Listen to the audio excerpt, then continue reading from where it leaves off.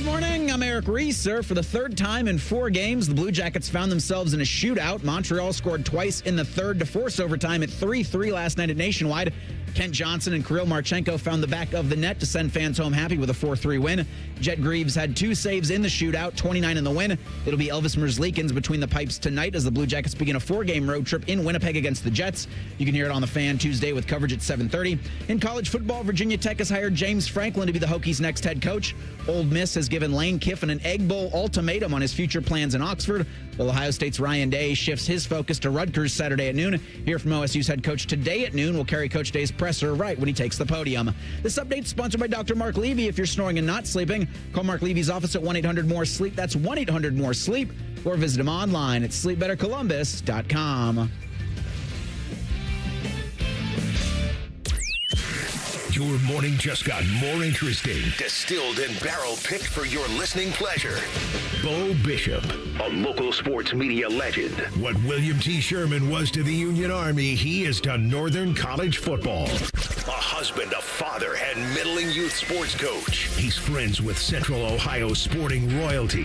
Talking to Ohio State Athletic Director Ross Bjorken. Coach Day walking on with us right now. Good to see you, buddy. Good buddy Austin Ward. My good buddy Tim May, the Tim May Show. The great Doug Lavery's joining us. Hi, everybody. Tom Tiberi here. Oh, Reese came in and he handed me papers. Yeah, and then it's a rundown. And then he said, "You see that button? That's the only button you need to worry about. Don't touch. There's 8,000 buttons in front of me." Oh, I didn't know what he was talking about. The one that says on. We blew the budget on this imaging, and only 2 guys answered our ad on Craigslist. Ryan Baker and Eric Reeser. Act accordingly. You're now listening to Bishop and Friends. Bishop and Friends is sponsored by Diamond Seller, your true jeweler for over 75 years. All right, let's do it live on a Tuesday edition of the program. Bo and the boys with you for the next 3. Ryan Day in about 30 minutes on an injury update from Roundtable last night. We hit you with the real truth coming up at 10 o'clock. Is it more likely that the Big Ten gets 4 or the SEC gets 5? Uncle Dom going to drop by at 10:30, 11 o'clock. We will blitz the NFL, and 11:30, a little bit of Shelley time. And I'm going to have a little story time with Jody because there was something that I became aware of last night on the national broadcast that I was unaware of previously. So we'll have a little Shelley time, story time coming up at 11:30. We are doing an old school show today. I'm not sure if either one of you have ever done a show without the social media network Twitter. Nope. Probably not, Reese, right? For you, Bake, have you? I think we did one where Twitter was out for most of the outages, show. but yeah, I don't think it's ever been For a little bit. Yeah. zero dark Bishop and Friends. So when AR and I first started doing the show, this was got to be like, I don't know, maybe 2010, something like that. Twitter was in its infancy, and so the way that and even before that, when I did the off season with Bob and I did that show, the Twitter wasn't something that everybody had. It wasn't a news breaking mechanism. It's been a news breaking mechanism for the last, I don't know, 15 years or so, probably, something like that. And today it's down. So the server's down, it's down. In the old days, what we would do, AR and I would have in the old studios in the Brewery District, we would have the 3 TVs on in the studio. One was on NFL Network, one was on ESPN, and one was on probably ESPN News is probably what it was. And so that way, if something broke, we would see it then and we'd be aware of what was going on around the world, because otherwise you were kind of in your own little universe there, right? Well, since Twitter's been in effect, you don't need that because it's a live timeline of what's happening hourly, minute by minute, hour by hour, day by day. So while it's got a bunch of flaws to it, about 1 billion, it is the place for our purposes. To me, it's by far the most efficient when it comes to here's what's going on in the world right now. And it's where news breaks, right? I mean, I don't even know what the alternative would be. So it's down today. I guess the servers are down. There's the Blue Sky one. I signed up for it years ago, but I haven't been on it in about a year. I kind of just petered out on it. Where else is there where breaking news breaks? Threads was Zuckerberg's response to it. And I do think Schefter and a lot of those guys break news on Instagram. They have one of the top men at ESPN make a graphic, And then they have the news. Like, you see a lot of those graphics with, like, breaking or suspended, or maybe on Sunday it was Jamar Chase and spit. Yeah. Just have the giant word across the screen. I don't use Instagram in that way. So this is going to take a little bit of an adjustment on that type of things. In the way old days, and this dates me bigly, it was the AP Wire. So you'd have a desktop at your desk when I was in television, and the AP Wire would drop news that would come via the internet, and you'd see the news that way long before Twitter. So it's down. So we won't be able to have the interaction until it gets back up that we normally have. We still have the YouTube chat. We can get it there.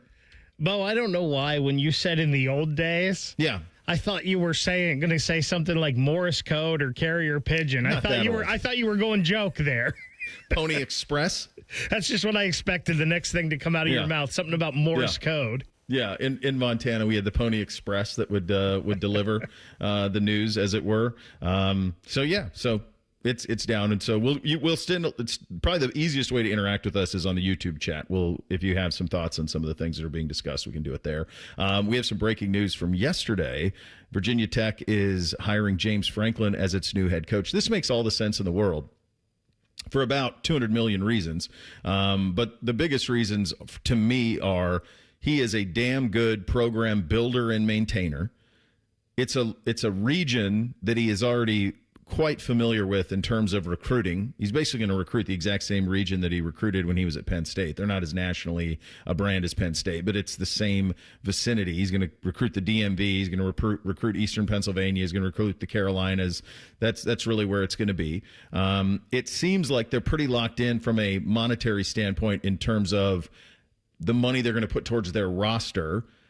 It's an easy landing spot. Remember, this is a guy who actively did not want to play Ohio State and Michigan. James Franklin was looking for the surest way to the playoff. He wasn't trying to build. I think at some point we broke him and he stopped trying to build an elite, a national championship program at Penn State.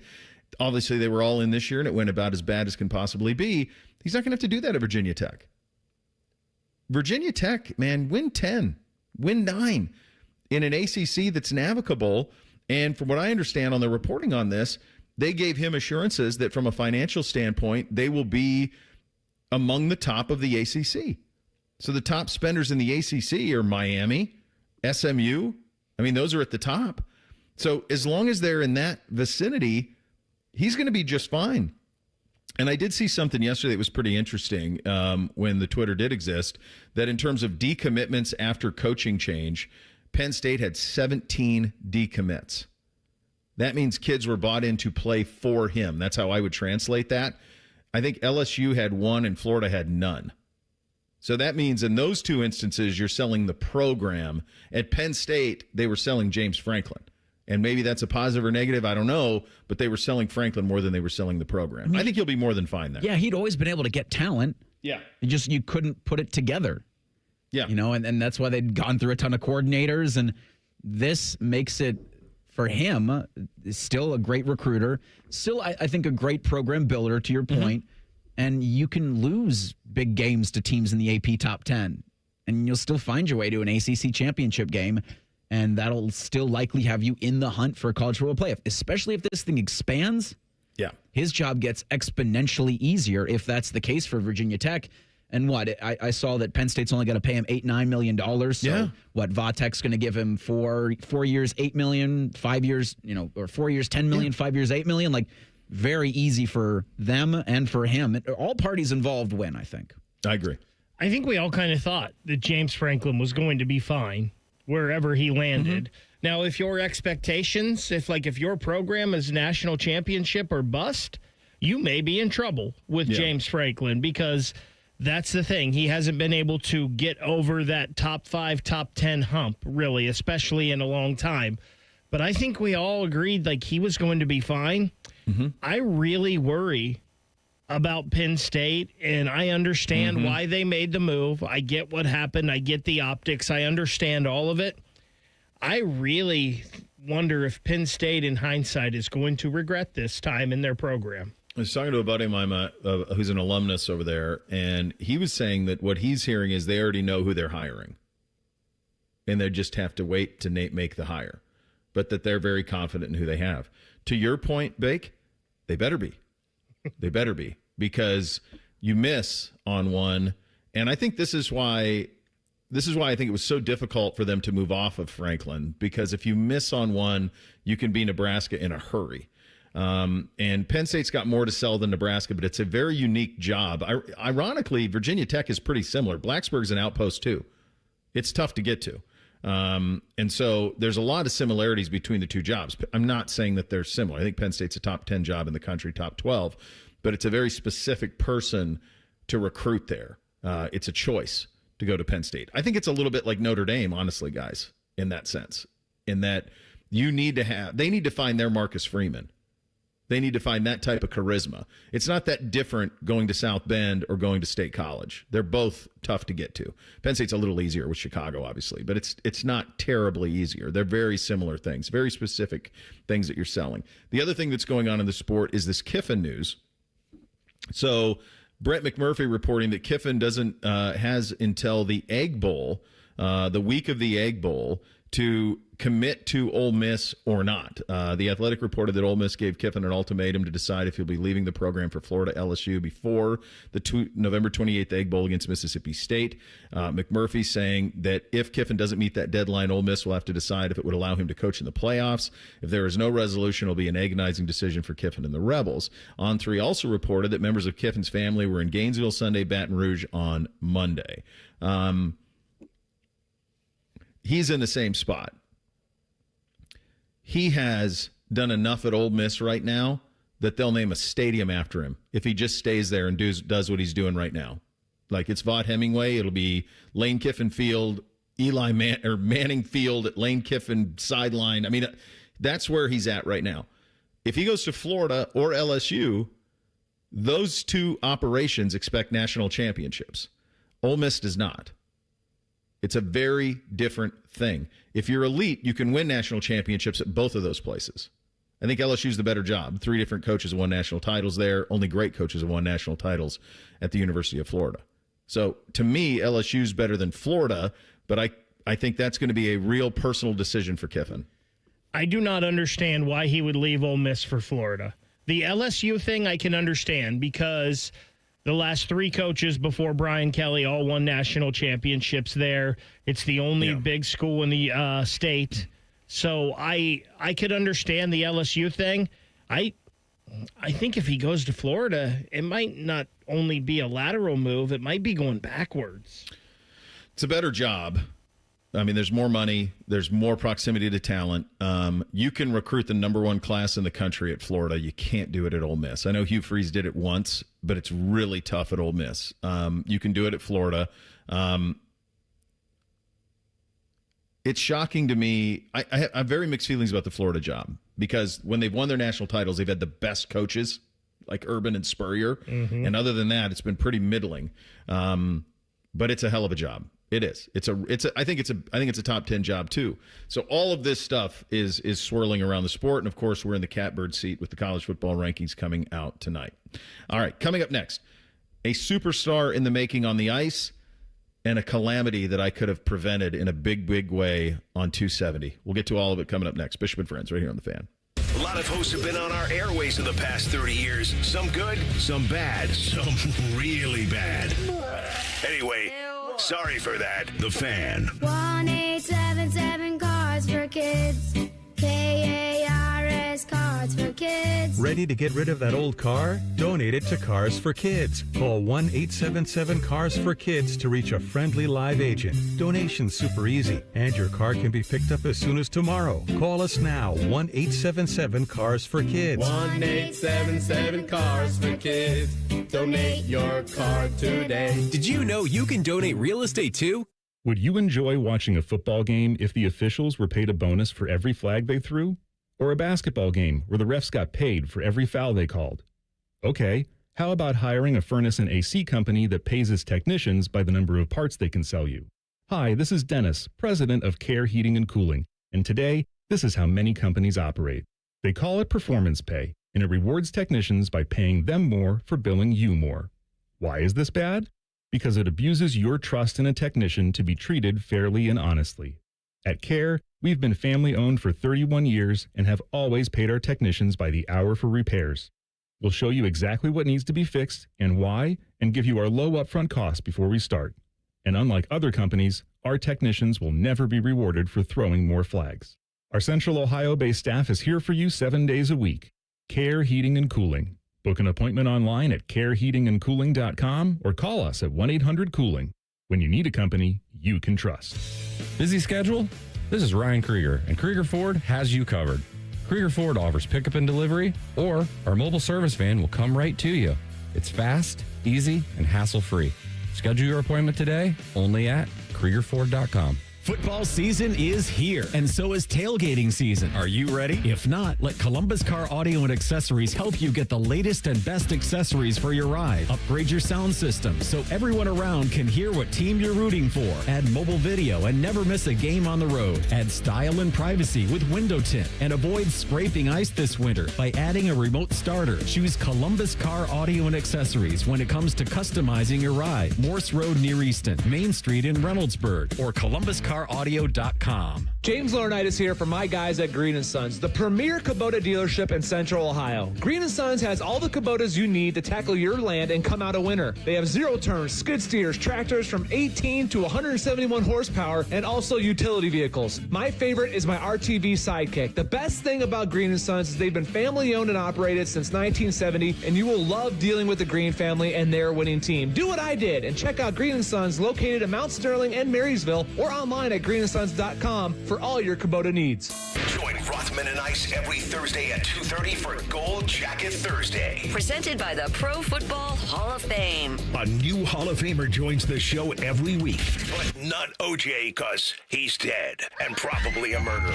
The Fan. Give the gift everyone wants. Fun in your own game room. Billiards Plus has gifts for everyone. Pool tables, shuffleboard tables, card tables, grills, and more. With professional delivery and installation, you'll beat the last-minute scramble. Reserve yours now. Billiards Plus on Dublin Center Drive in Dublin. Come on, kids, we're going to Grandma's house. Grandma's house! Grandma's house! What do we do to be safe and ready to go? We buckle up. Buckle up! Phones down. Thumbs down! And when we go, Take it slow! and if you drank, Don't drive. And off we go. ODOT, the Ohio State Highway Patrol, and the Ohio Traffic Safety Office are doing their part to keep roads safe. Do your part to make sure everyone makes it home safe for the holidays. Our students need more than backpacks and pencils to succeed in our schools and in life. It takes a whole team of dedicated professionals to meet their needs so they can reach their full potential. I'm Ohio Education Association President Jeff Winsing. This American Education Week, let's stand together in support of the teachers, the paraeducators, school bus drivers, custodians, secretaries, and so many others who work together to serve Ohio's public school students. Because in Ohio, public education matters. Fan weather.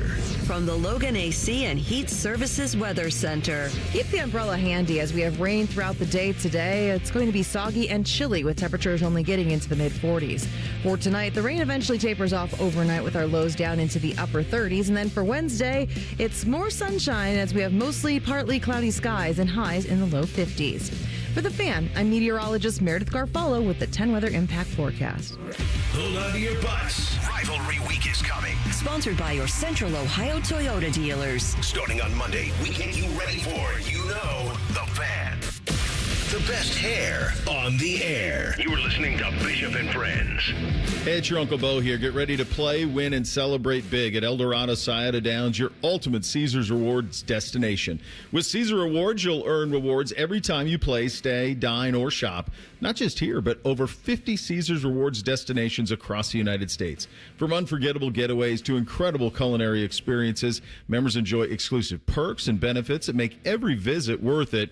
At Scioto Downs, the excitement excitement is nonstop. Take your pick from more than 1,700 of the hottest new games. Sip on award-winning craft brews at the Brew Brothers Microbrewery, or dive into Guy Fieri's Trattoria, home of the out-of-bounds 68-layer lasagna. Oh, baby. And the energy keeps building. Scioto Downs has been chosen to host the prestigious Breeders' Crown in the 2026, featuring 12 championship races. It's one of the biggest events in harness racing, and it's coming right here to Columbus. So, come, experience the action, the rewards, and the unforgettable moments waiting for you at Eldorado Scioto Downs, a Caesars Rewards destination where the rewards never stop. Must be 21 or older to gamble. Gambling problem, call 1-800-589-9966 or visit Caesars.com/Scioto Downs for details. We had a crisis here in town last night that, had I been available or knowing of it, could have prevented. Do we have the audio of the breaking news on 10 TV? All right, check out this video tonight where we saw authorities getting a cow off the side of a highway and safely into the back of a truck. This all happened off I-270 in the Hilliard area earlier this evening, shutting down traffic in the southbound lanes for hours. Well, quite a scene right there. 10 TV's Libby Cathy is live over I-270 right now, Davidson Road, the overpass there. Libby, that's a pretty wild night for those folks. Yeah, Jeff, it's a wild and utterly ridiculous story, but we are here to bring it to you. Yolanda, Jeff, as you can see, traffic is now moving normally behind me, but when we got here around 7:30, that was not the case. It was at a standstill for miles down 270. That's because just behind me, we witnessed authorities try to wrangle that cow from off the side of the highway. We heard a few atta-girls. We can tell you at this hour, the cow is safe, and her name is Marigold. Was that an utterly ridiculous? That's a fantastic job. That's a good line. That's a great line. I can't believe at the end when she talked about the traffic, she didn't give the moving a little more there. Well, I heard Hogan Hogan did get a moving in before we had the real details on it. Can you imagine how pissed off you would be if you're on 270 backed up for miles? Because I'm always, when I see something like that, I'm not proud of this. But when I see a massive backup like that, I'm like, well, this better be justified. Like, I don't want ill will or anyone being damaged, like in terms of their personal being. But, like, this better not be something silly. And a cow running around is pretty silly. Let me tell you, Bo, there being a Jackets game last night saved me from being in it. Oh, because you would have been in the middle. Every Monday night, I have a meeting up off of Sawmill Road for one of my other jobs, and normally I shoot down 270 and come home. I just happened to go the other way to 315 South to go to the arena, but I'd have been sitting there trying to find a way out. So police officers responded after 6, spent the next hour plus attempting to coax the animal. This is pretty funny, which someone seen described as a bull. I'm going to tell you what, pretty easy distinction. Bull, cow. That's an easy one that we ought to be able to nail that right away. This thing had horns like a bull. Yeah, this wasn't some black and white milk cow. Well, cows can have corns too. You don't have to be a bull, depending on the breed. But bulls don't have udders. So that's your jumping off point. That's your point of distinction. I just thought of the great line from Kingpin. We don't have a cow. We have a bull. That's right. You want wiping the milk mustache. Yeah. Oh, my God. God forbid. Jackets win in overtime. They gave it all up. I mean, you get the tying goal with a minute and a half to go. And you go, oh, my God, can we just have nice things for once? Take a 3-1 lead into the third, give up 3 to the Canadians, or 2 to the Canadians in the third, go to shootout and win it in the shootout. And so you get the 2 points, and that's obviously what matters most. I did want to – there is something as I was watching last night through the third period. After I got home for basketball, I watched the third period and then all of the extra stuff. Marchenko has it, doesn't he?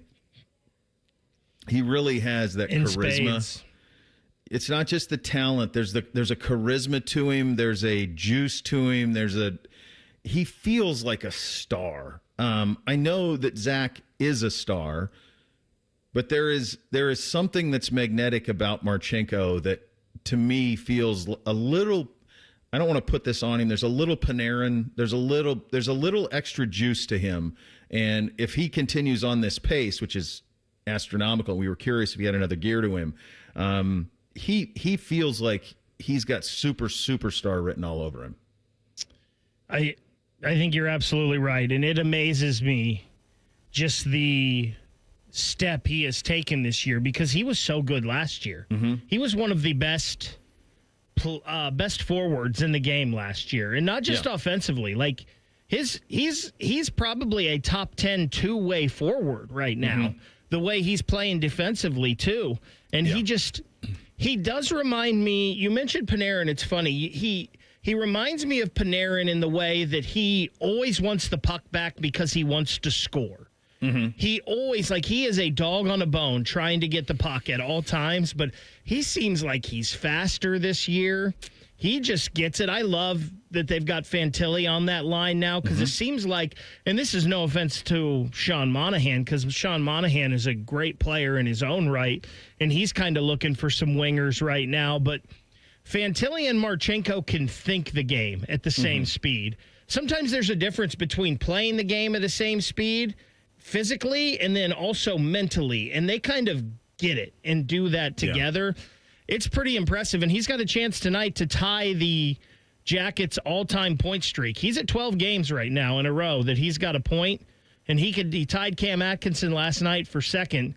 He could tie Ryan Johansson for first tonight. He's got the longest active streak in the NHL, Marchenko does, and with him, Voronkov, and Fantilli, that line's just special. Mm-hmm. And you see the kind of juice that it brings. And, last night was one of those games. I think it was the third shootout in 4 games for the CBJ. Mm-hmm. And I think they've had 5 in the last week and a half, and at least 5 overtime games. I don't think that's too much to panic about right now because they're getting the result. But you gotta not let up in the third like that. Jet Greaves saved the bacon last night because he was brilliant in the overtime. There's no way they should have won that game because Montreal, they kind of midway through the third period tilted the ice in their favor. And it was a huge slant. It was all downhill in that overtime. Jet Greaves was amazing. That turnover from Zach was not you great. Just never see him do that. You just never see him do it. And Jet made the save, and you get to a shootout, and then you get it. But yeah, I think it's a twofold conversation. Like, what happened in the third, take some notes, let's prevent that. But then the Marchenko thing is, I just saw him with Mets on the post game. I'm listening to him, and I'm like, he's got kind of a cat ate the canary bit to him. Like, he kind of feels like he's got it all sort of figured out. Like, he's pretty clever. He plays the language, but he's good enough. There's a lot to him. There's a lot of superstar qualities to him. He's always smiling, and there's no doubt, like him and Voronkov, they are always having fun. Yes. Like Voronkov, he doesn't speak much English, but they all say he's one of the funniest guys in the room. Marchenko's always cracking jokes, too. I think those dudes just love playing together. Yeah, and Marchenko, he just looks cool. He wears 86. He's got the long hair. Like, he just looks like there's like a Yager quality. Like, I'm not saying stylistically. I'm just saying that when you see him on the ice, you are drawn to it. You're just drawn to him. You can't miss him. Bo, this is something I don't know if we've ever been able to say as Jackets fans in the history of the organization. I think you have your top line for the next 10 years. Yeah, and just sign him up. Sign me up. Like, that's just go with that, and away we go. And no, so that was fun. It was a fun, and the building was great. So it always is when the Canadians are there. A lot of red jerseys, obviously, with the Habs coming to town. Buckeyes set their sights on Purdue, but really seeing through the Scarlet Knights to Michigan next week. Where are we health-wise, and why? Pretty funny back and forth between the guys and Ryan on champion grades. We'll get to all of that coming up in 2 minutes. Bishop and Friends, right here on The Fan. Call the folks at Buckeye, night or day. My furnace stopped working. Your competition said it's fried. When I saw their cost to replace it, I could have just died. We can give a second opinion, give you options and advice. We'll strive to earn your trust and make you a client for life. Get a free second opinion. Replace or repair. Call 614-683-9911. Call the folks at Buckeye, night or day. This time of year, it's all or nothing, and Toyota's got all you need during Toyota Truck Month. Now through December 1st, get $3,000 customer cash on remaining new 25 Tundras, Or get 0.99 APR financing plus $1,000 TFS APR cash. With approved credit through TFS. Excludes TRD Pro. APR cash must be applied to deal. And every new Toyota comes with 2 years no-cost maintenance. For complete details, go to Toyota.com. Toyota, let's go places. Hey, Bobby Carpenter here. After retiring from professional football, I never expected that me, Bobby, I'd have low testosterone. So I went to my friends over at Affinity, I got my labs done, and now I've been on a testosterone replacement plan with Affinity for 8+ years. Best of all, they've supplemented it with peptides and lots of other great products. Learn why me and thousands of men trust the experts at Affinity to feel their best. Get more energy, better workouts, feel like yourself again. And do not waste another day. Get started at feelgreatcolumbus.com today. Hey friends, Beamer here. Thanksgiving, as we know, is right around the corner. And what better way to say thank you than $500 off to a thinner, healthier you? Now through Thanksgiving, Awaken 180 is giving our great listeners $500 off your program. Visit them online at awaken180weightloss.com. Make your holiday shopping easier with BMI Federal Credit Union. Get a holiday loan and choose from $1,000, $3,000, or $5,000 with low fixed rates and no application fees. Visit bmifcu.org/holiday loan for details. Bishop and Friends is sponsored by Diamond Seller, your true jeweler for over 75 years. The Fan, Ohio sports destination. What's up? What's up, man? Sup with you? Sponsored by Newman Roofing. For all your roofing, gutter, or siding needs, call Newman Roofing today at 614-NEW-ROOF or visit online at newmanroofing.com. All right, coming up today at noon, you will have the Ryan Day press conference. At that press conference, I'm sure he will be grilled about who is going to play Saturday against Rutgers. My hunch is the answer to that will be, we'll see. I'm guessing he's not going to declare anything today in terms of who will play and who will not. And the who we are in concern with are 17-4. I would assume Julian will go, but I think he's more than fine. But you want to be healthy for Michigan. You are 33.5-point favorites over Rutgers. Your twos would beat them. I just think that's just the real truth of it all right now. Your twos would beat them. And so the question is something we've been dealing with here for about 3 weeks, is how do you make this team continuing to get sharp while also taking care of victories and getting healthy, because that's really what this month of November has been about, with Big Blue looming at the end of it. One of the things that was cool to see this past weekend in the in the win against UCLA was the run game getting going. And here's Ryan Day from Roundtable last night discussing the results in the run game. Well, we put a lot of work into it. We always do. So it was good to see some results. I think that the guys up front, really got better technically. That was really one of the focuses going into the week. And the other running backs getting downhill, first off, taking care of the ball. But then, the first 4 yards are for the team. And then after that, then go to work. And it was good to see them break some tackles, get to the second level. And then also, some really good effort, by the tight ends and receivers getting downfield and finishing their blocks. Yeah, I think everybody. Reese, you made the point yesterday, and I think it was so on point. They're seeing winged helmets already. They're seeing maize and blue already. That's what raising the championship grade. That's what lighting Julian up for inaccuracy. That's what a lot of this stuff is about. Is they're seeing Michigan, and we're all seeing Michigan, right? And this is what happens when the schedule is the way that it's been this month. Is you're seeing through opponents for something bigger down the line. And it's Michigan and it's Indiana and it's everything that follows after that. And a lot of this is just a preamble to that. Have we done a show without mentioning Michigan? Penn State week. Probably it. Because even with Texas. Last 2 weeks, though. Even with the Texas game and the lead up to that, you said, okay, this is going to be huge for Ohio State. Mm-hmm. But there was always that caveat. Even after they won the national championship, you're celebrating for a week, and you're always kind of adding the but to it. How are they going to repeat as champions again? They got Jeremiah Smith coming back. They'll have Julian Sane, at quarterback this season. But you got to beat Michigan. You go back to our conversations, guys, in July, and it was when we set the expectation for this team, we didn't say win the national title. We didn't. They had to replace 8 starters on defense. They had a freshman, second year, but first-year quarterback. We didn't sit here and say They had to replace 2 NFL running backs. Like we weren't sitting here saying go win the national title. We were saying beat Michigan, win the Big Ten. Beat Michigan, win the Big Ten. So that's where they're at. They're almost there. They're almost to the beat Michigan, win the Big Ten portion of the schedule. If you go back to July, we looked at kind of 3 data points, and I thought the schedule was actually perfect if Penn State would have held up there into the bargain, where you had Texas, you had Penn State, and you had Michigan. So you had these 3 massive barometers beginning a little bit more than middle, more like 2/3, and then end to kind of see where you were. And then in between, we thought some of these games would be a little bit more competitive than they are.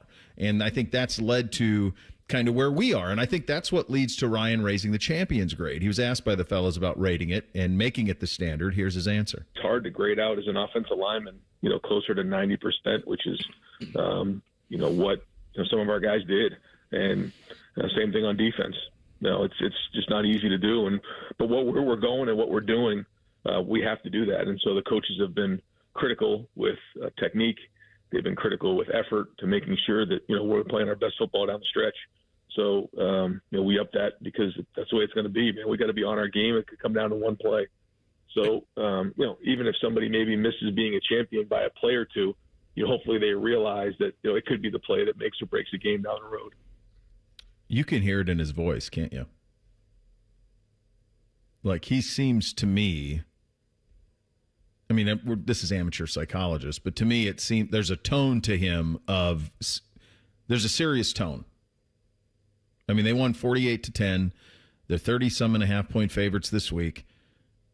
But there's not a lot of jocularity because of what's coming and what's looming. And he knows it, and they all know it. And I think it takes a very special team to be coached this way, to receive coaching. It takes a very special type of player to be a part of a 48-10 win and to receive critical coaching.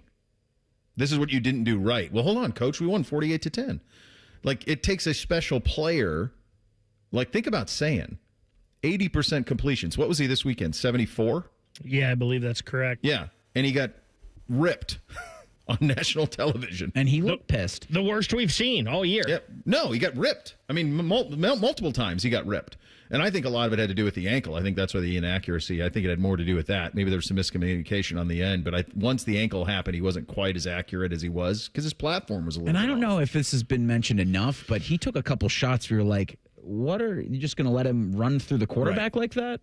Yes. Oh, boy. I mentioned that on social. It's a good. Thank you for bringing that up, Reese. Yeah, I thought they really allowed UCLA to put their hands on him after he released the ball. Right. One time he got hit in the head with a paw after he released it. And we don't allow that. That's roughing. I mean, you can't touch the quarterback like that. So if you're Julian, just think about how special of a person you have to be to complete 74% of your passes on a season where you're completing 80% of the passes. Going into the weekend, you're the co-favorite to win the Heisman. You win 48-10. You got a coach ripping you. The standard is the standard. But it takes a special person to be able to take that on, take that type of coaching. Not everybody can do it. That's the type of players they've recruited here, is guys who want to be coached that way. You have to accept it. You have to accept the coaching. A lot of places, they don't accept the coaching. You come at me, I'm out. I'm going to hit the portal. That's not happening here. And you're right. It's a special kind of person. It's the person they're recruiting. It's also easier, and it's why you're able to get these guys when you have the lineage in the NFL right now and all these offensive and defensive rookies of the year. Mm-hmm. You see Quinshawn and Emeka going right into the league and standing out. Guys like Cody Simon and Denzel Burke playing a big part on their team. Jack Sawyer doing things at Pittsburgh that you saw him do at Ohio State. That all is part of it. It helps. Yeah. Oh, my God. It's NFLU. It's all happened. Everything Pantone talked about with Urban 15 years ago, it's all happened. Like they're NFLU. Every position. So it makes it easier. But you still have to accept it. And you got to be able to take it. And there's a level of that you have to be special to be able to do. So this was the end of Roundtable. Do I have this right in regard to the champions grade? This was the end of Ryan's segment on Roundtable, okay. Yeah. Go ahead. Well, we modeled this show after you, Coach, so we had to raise Lachey and Keel's grade up to 83% as well, just so you know, okay? how'd they grade? How'd they do? We got some work to do. Okay. It's a tough grader. The idea of C's get degrees don't work at Ohio State. Yeah, that's right. Amen to that. Got some laps to run there. That's awesome. We're so blessed to have those guys. How dare you say there's work to do on Big Daddy? Come on now. Come on. Come on. That guy's the voice. Come on. Guy did a basketball game Sunday right after. Yeah, his weekend was nuts. I mean, you're getting out of Ohio Stadium 1 o'clock, and then you're turning right around to get to Ohio to get to the shot at 8, 9 o'clock to prepare for Ohio State Notre Dame. God Almighty, you're right. Yeah. Yeah, that's incredible. There's not a whole lot that do that. There was a guy at Tallahassee who did it, Gene Deckerhoff. He actually lived in my neighborhood. He was the voice of the Seminoles and the voice of the Buccaneers. And he would do Seminole games Saturday, and then he had a deal with an RV company. And after the game, no matter when it ended, he would drive his RV down to Tampa to call their game. It's awesome. Yeah. Doesn't Dan Horde do that in Cincinnati? He calls UC Bearcats games and then Cincinnati Bengals? Could be. That's same town, though. Yeah. Like, it's 4 hours from Tallahassee to Tampa. Yeah. Like, that'd be like calling nuts. Buckeye games and calling Kentucky Wildcat basketball games or something like that. I mean, or Tennessee Titans games. That's a big drive, man, that he would make every single night to make all of that work. But yeah, those guys are the standard. There's no question. Interesting to hear the press conference today, and of course we'll carry it here on the Fan in terms of health. If you get any sort of updates, my hunch is you won't. I think we'll get closer to game day on all those guys, and I would be shocked if you see much. If you see 4 and 17, I think it's going to be a strict pitch count. And they asked Ryan last night on Roundtable about it, and he really didn't see, like, well, we got no updates. We'll get out there on the practice field tomorrow and see how everyone is. And we had football last night out in the desert. The Cowboys bombed the Raiders. By the way, Myles Garrett may get the sack record on Sunday. Playing this Raiders team, he might just get it. He's got 15 already. He may get it this as the Browns head out to the Raiders on Sunday. In addition to that, the Manning cast redeemed itself, at least for a moment, for me. We'll get into all of that coming up next. Bishop and Friends right here on The Fan. Tweet from a listener. Are you carrying the Buckeye game today? Considering we've never not carried one, yes. The answer is yes. The Fan. I was in foot pain for 20 years, trying to give it relief, buying all these different insoles. Drugstore insoles, custom insoles. I spent thousands of dollars. I bought all these products, and not a single one worked. I really, truly needed to have relief in my feet. And the Good Feet arch supports were what gave me the relief I needed. For over 20 years, we've been helping people like Teresa actually live the life they love without their feet getting in the way. I wanted to make sure that I got something that my feet felt good in, not somebody else's feet. I love the fact that I can wear these arch supports in all my shoes. I have boots, I have cowboy boots, I have running shoes, I have walking shoes, I have flat shoes, I have heels. It makes me so happy. If you ask my husband, he will crack up because there is no store I would rather go in than a shoe store. I'm Teresa, and that's my Good Feet story. See what we can do for you with a free personalized arch support fitting at the Good Feet store. Visit the Good Feet store on Polaris Parkway near the Polaris Mall or on Stringtown Road at Grove City. Bobcat Enterprises has rebates and write-offs to give you a competitive edge in 2026. Now until the end of the year, get 0% financing for 60 months or up to $10,000 in cash rebates. Offer varies by model and dealer in-stock inventory. This year's tax deductions are bigger than ever, and you can apply to lease, finance, or directly purchase equipment. Spend it before the government gets it. Stop by Bobcat Enterprises in Hilliard, Reynoldsburg, or Zanesville, or see our full line of products at bobcatent.com today. Offer expires 12/31/25. Hey, it's Anthony. It's Black Friday savings all month long at Germain Honda of Dublin. Get behind the wheel of a 26 Honda Passport RTL all-wheel drive with 3.99% APR for up to 36 months. Or you can drive the stylish 25 Honda Accord LX with an incredible 2.99% APR for up to 36 months. Germain Honda of Dublin, Sawmill Road, just south of 270, or shop online at GermainHondaofDublin.com. Score big with Columbus Car Audio and Accessories. Sound, style, and upgrades for every ride. Visit us today and kick off this season the right way.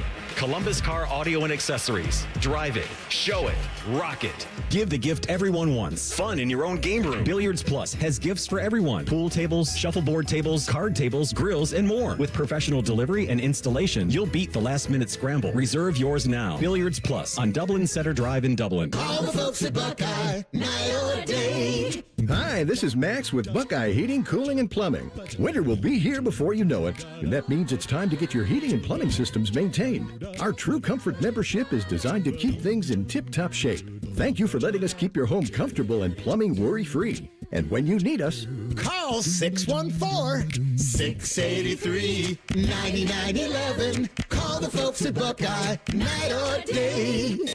Wake up and laugh with the Bob and Tom Show on the Fan 2. Weekday mornings from 6 to 10. It says here they've won 5 Marconi Awards. I can't even spell Marconi. The Fan 2, Columbus's home of the Bob and Tom Show. Give me a mountain with lots to do. Give me the sunshine, give me a dew. Give me something simple and true. All I need is sunshine and a cool, refreshing mountain dew. So give me my good days, give me a dew. Grab some friends and an ice-cold Mountain Dew today. Mountain Dew. Delaware County Veterans Services is ready to help you access VA benefits, emergency financial assistance, dental and medical grants, transportation, and more. Give Delaware County Veterans Services a call, 740-833-2010 to schedule an appointment. With business banking, Tel Ohio Credit Union takes it personally. That's why they are the #1 SBA lender among Ohio credit unions. You are a member, not a number. That's the Tel Ohio difference. Visit telhio.org/business. Certain restrictions apply. Tel Ohio is open to all in Central and Southwestern Ohio. Federally insured by NCUA. It's almost Football Friday. All play and no work. Sponsored by Tansky's Sawmill Toyota. Your home for football, the Fan.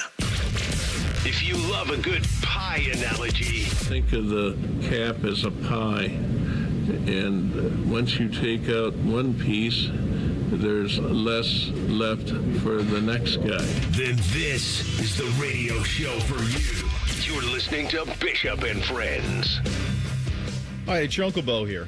Now, before you buy a diamond, and trust me on this, go see my friends at Diamond Seller. Not all jewelers are created equal, and for more than 78 years, Diamond Seller has set the standard for craftsmanship, service, and value.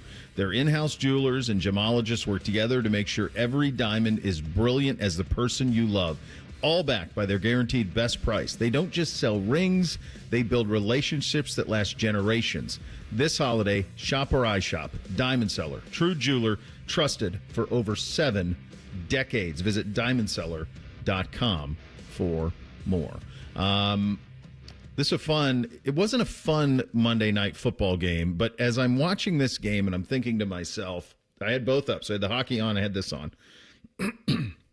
Did Jerry get this right with Micah Parsons?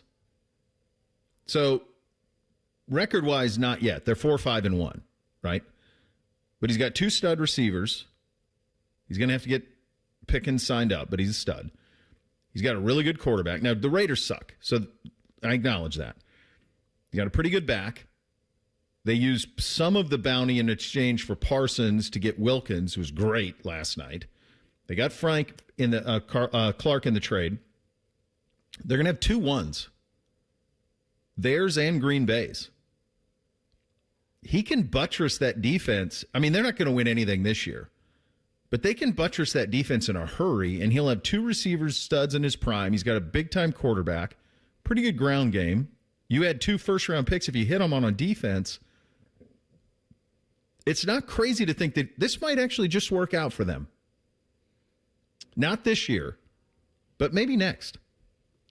Yeah, I'm not there yet. Because they're, like you said, opponent sucked. They're really, really bad team, the Las Vegas Raiders. I jumped in. I forget when exactly. Because Giannis went out of their game against the Cavs with a groin injury, and then I stopped watching the Cavs-Bucks.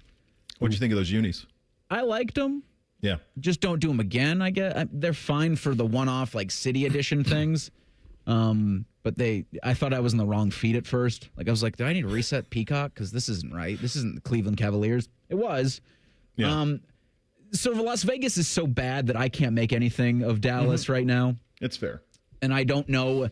how they've handled off seasons wouldn't give me the most amount of confidence that they can build any momentum. So say they do, win 5 or 6 more games this season and maybe hang around that just whatever the graphic they show on CBS that's like, oh, they're still in the hunt. Yeah. But then they'd have to build off it in the offseason, and the Cowboys not the greatest at taking end of season momentum into the next year. So I when the Cowboys made this deal was on the side of the Cowboys then. Yeah, I remember that. Now, I know, I'm never an overpay for people, and I'm not saying you overpay. I think Green Bay ended up overpaying for Micah Parsons. They could have had him for about $8 million a year less, but outside of quarterback, I don't know if I ever want to overpay for somebody. I think it's not easy to find defensive ends, but you can find defensive ends that can give you plenty of production. Now, Micah Parsons is really good, and I know the idea of draft picks is to hit on them and get a player like Micah Parsons and then keep them long term. But I always thought the deal for the Cowboys, especially when supposedly, if you believe Jerry, and who knows, you offered him $40 or $41 million a year, and his agent said no. Yeah. When Micah might have said yes. I mean, who knows how that all went. And then he ends up signing for 48 with Green Bay. I always thought the trade was good for Dallas. They got a defensive lineman who's really good, who can help them now on the interior. And would Dallas be any better right now with Micah Parsons? Would their record be any different than what it is? No, I mean, it's the Miles. Miles is playing defensive end this season better than anyone's ever played defensive end in the history of football. And the Browns have 2 wins. Yeah. So unless it's a quarterback, I'm not letting them hold me hostage. Right. Yeah, that's the thing that's so tough about it. So it does seem like they're going to get multiple pieces for one. And when they're humming it with those 2 receivers, they're tough to defend. I still have no idea why Pete Carroll took that Raiders job. Or why Chip took it. Well, I know why Chip took it. I'm sure 6 million reasons why Chip took it. Yeah, so and also for Pete. Yeah, money. But, I mean, Pete's got a lot. And Chip's got a lot, to be fair. Doesn't make sense. I don't think Chip wanted the life. Chip's a lot younger. I don't think Chip wanted the lifestyle of college football any more than he had. He kind of got to go out on top, and I'll see you on down the road, kids. And who knows? Maybe he can be the long-term head coach there. Maybe that's in play too. But that situation's a mess. I will say this: I've been out on, not out on Manning Cast. I just haven't watched it as much this year as I did in the previous couple of years, and I still have some of the same criticisms I've always had for it. I have no idea why 2 guys who are as charismatic as Peyton, especially, and Eli Manning, need to read cue card questions to guess. I just don't understand that. They obviously know the guests very well. In the case of last night, they had George W. Bush on. And George W. Bush was damn funny. He was damn funny. At one point, Peyton asked him a scripted question about, did you ever think you were going to, be in public life and be in politics and serve? And George W. Bush said something to the effect of, oh, heck no. If I did, I would have behaved differently in college, which is a great line. I really enjoyed that line. So that part was very fun. His sense of humor really came through. There's some great stories about playing golf together and all of this stuff. But the idea that those 2 guys need cue cards is really wild to me. And I do think that a lot of the shine that was on that show the first couple of years, I find that I forget it's on. And honestly, if I didn't have Spectrum with the cable guide, I wouldn't have even gone to it. I just would have went straight to the game, and I never would even remembered it was on. Yeah, had you not said anything this morning. Yeah. And bad job by ESPN. If they're getting W on the broadcast, don't you advert? I didn't see anything yesterday amidst a ton of news that ESPN had. There was a lot on the coaching carousel. There's, a lot on college basketball. Wouldn't you at least say, hey, W is coming on the Manning Cast? But I didn't see anything. And he rarely does public anything. Yeah. He hasn't done anything public, not much, in years. That's a lot of Southern accent in one broadcast. Yeah. He was great. Have you guys ever been to Nantucket? Or not Nantucket. Oh, my God, the place in Maine, Wyoming. Kennebunkport. Have you ever been up there? No. No. There, it's everything you'd want like a New England town to be. Their compound on the end of that, it's on this little island. It's not an island, but kind of a peninsula that their compound is on, is just everything you'd want it to be. Like, it's like Camelot. It's and such a snipers. cool place. Yes, I'm sure they have those too. But it's very, very cool. I actually played golf at the golf course. Cape Arundel is the name of it, where HW played almost every day in the summer. Really cool, short little 9-hole course in the town. It was really cool. All right, we'll play a little game called The Real Truth coming up next. Bishop and Friends right here on The Fan. Monday starts up a pretty big week. Gobble, gobble, and all that crap. Let's focus on what really matters. Rivalry Week. Sponsored by your Central Ohio Toyota dealers. The Fan. Hey, what's up? It's T-Bone. If you've hit your medical deductible, now's the time to see Dr. Mark Levy. Get a custom oral appliance that stops snoring and helps you ditch that CPAP and pay less out of pocket. Call 1-800-MORE-SLEEP or visit sleepbettercolumbus.com before the year ends. For 48 straight years, Ford F-Series have been the best-selling trucks in America. We got here by engineering breakthrough technology, redefining built Ford tough, and never settling for second best. But what's really made Ford F-Series the #1 selling trucks in America is you. Ford F-Series, built Ford tough. Based on 1977 to 2024 calendar year total sales. I'm Leslie from Pella Columbus. And I'm Wilson from that other window place. One of the biggest reasons people get new windows, Wilson, is that old windows make for an uncomfortable house with crazy high roller coaster energy bills. Leslie, people love being uncomfortable on roller coasters. The ups, the downs, the gurgling in your stomach because you had 5 corn dogs before getting on. Did that happen to you, Wilson? What? No. Get the windows that can completely change the look and feel of your home at PellaColumbus.com. You hear that? That's the sound of Pepsi Zero Sugar, the better tasting, more refreshing Zero Sugar Cola. Listen to that endless pour. Pure refreshment. If it sounds this good, just imagine how it tastes. Oh yeah. So good. Pepsi Zero Sugar. Let your taste decide. Buckeyes, the 2025 football season is here, and that means 3 things: football, game day, and smooth Jameson whiskey. Whether you're catching the game at home, at your neighborhood bar, or soaking up the team spirit at a tailgate, Jameson Ginger and Lime and Ohio State Athletics are a winning combo. So cheers to making game days even better with the official whiskey of the fans. Jameson, proud sponsor of Ohio State Athletics. Taste responsibly. Jameson Irish Whiskey, product of Ireland. 40% alcohol by volume, 80 proof. Copyright 2025, imported by John Jameson Import Company, New York, New York. Is there anything better than a college football Saturday? Not if you're at the ESPN Bet Sportsbook at Hollywood Casino Columbus. Join the Fan for watch parties for the games this season. Oh, you got to check out the display case of amazing autographed prizes you can win. It's beautiful. 2 massive TV walls to watch the national champs. Watch and place wagers with over 30 kiosks, contests, prizes, and live shows. Must be 21 or older to enter. Gambling problem? Call 1-800-GAMBLER.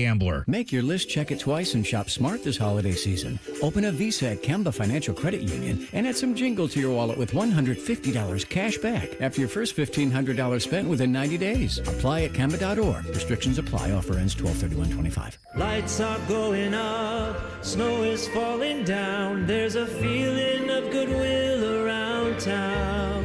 It could only mean one thing. McRib is here. McRib season is here at McDonald's. Right now, enjoy a McRib and pair it with our world-famous fries and an icy cold Dr. Pepper at participating McDonald's for a limited time. McRib is here. Ba-da-ba-ba-ba.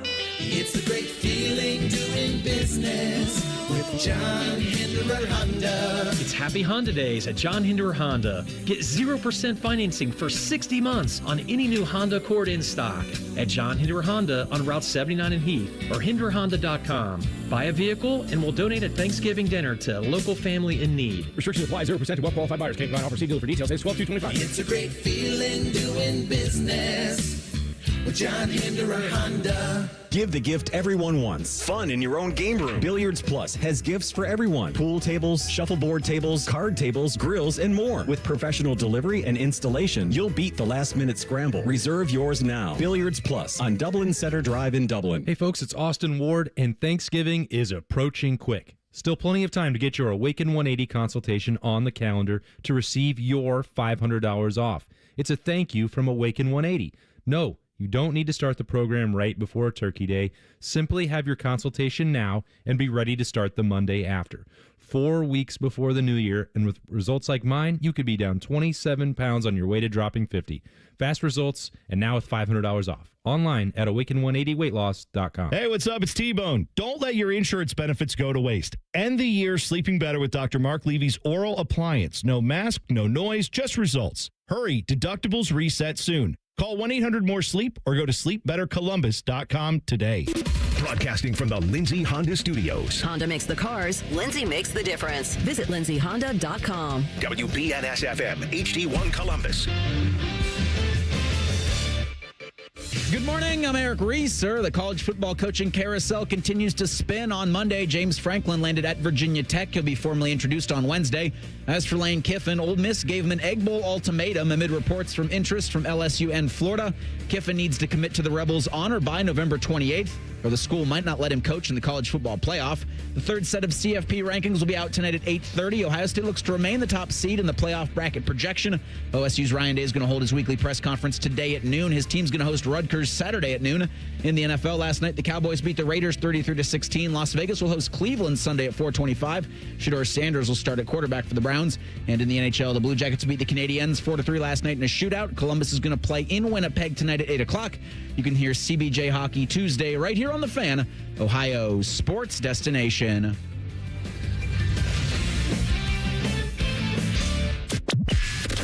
They'll offer betting advice, but don't bet on it being good. You're listening to Bishop and Friends. All right, second hour here on a Tuesday edition. Uncle Dommy coming by in 29 minutes from now. Time now to hit that real truth. Bishop and Friends present The Real Truth. Sponsored by Diamond Cellar. Over 76 years of experience and guaranteed lowest prices on Sawmill Road or diamondcellar.com. All right, so the good hair guy told you the third CFP rankings are going to be out tonight at 8:30. It's going to be your intermission after Michigan State, Kentucky, then before Kansas and Duke on ESPN. Both those college basketball games are at Madison Square Garden.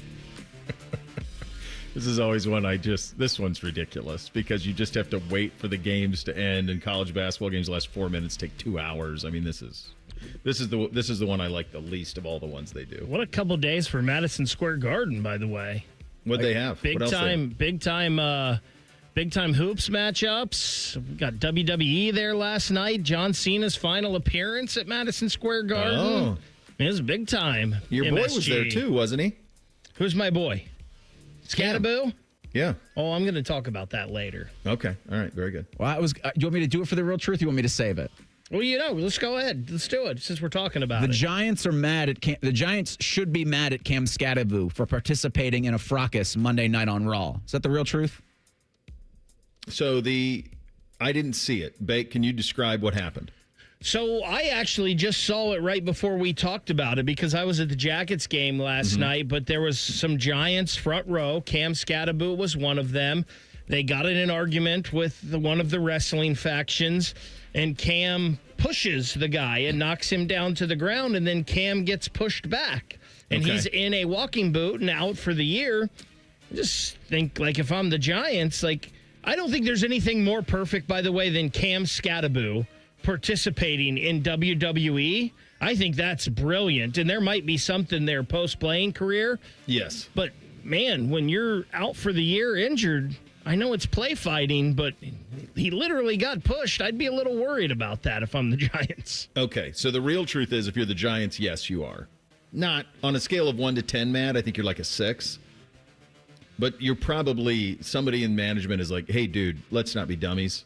The Giants had to okay this. There's no way this happens without their approval. No, I don't think that's true, Bake. I don't think that's true. I think he could have. They're not weighing in on every personal decision that he makes, and I'm sure he's not asking. I'm sure, or even if he did say he was doing it, could have been like, hey, I'm doing this. Like, I'm sure they didn't get the details. He was going to be shoved. So I'm sure they're just like, hey, let's be better. If he's in the boot, depends on the shove. I wouldn't want him in harm's way. Like, I wouldn't do that. I'm sure that they're not crazy about it, and I'm sure there was a very simple text exchange between management to him, or, hey, stop by the office, have a quick chat. Like, let's not put ourselves in harm's way is my hunch. So I posted the Scattaboo Scuttlebutt at 971 BFS on Twitter, which is now working. There'll be three more playoff reveals after this one, including the finale Sunday, December 7th.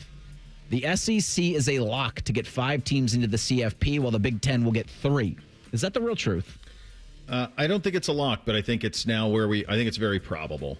As much as I've been trying to finesse a way for 4 Big Ten teams to get in, the amount of, because of how low the committee thinks of Oregon, juxtaposed to where they rank USC, even a USC win over Oregon, it would probably put USC in, but it would take Oregon out. And so if that's the case, you need unmitigated chaos in the SEC, and I just don't see it.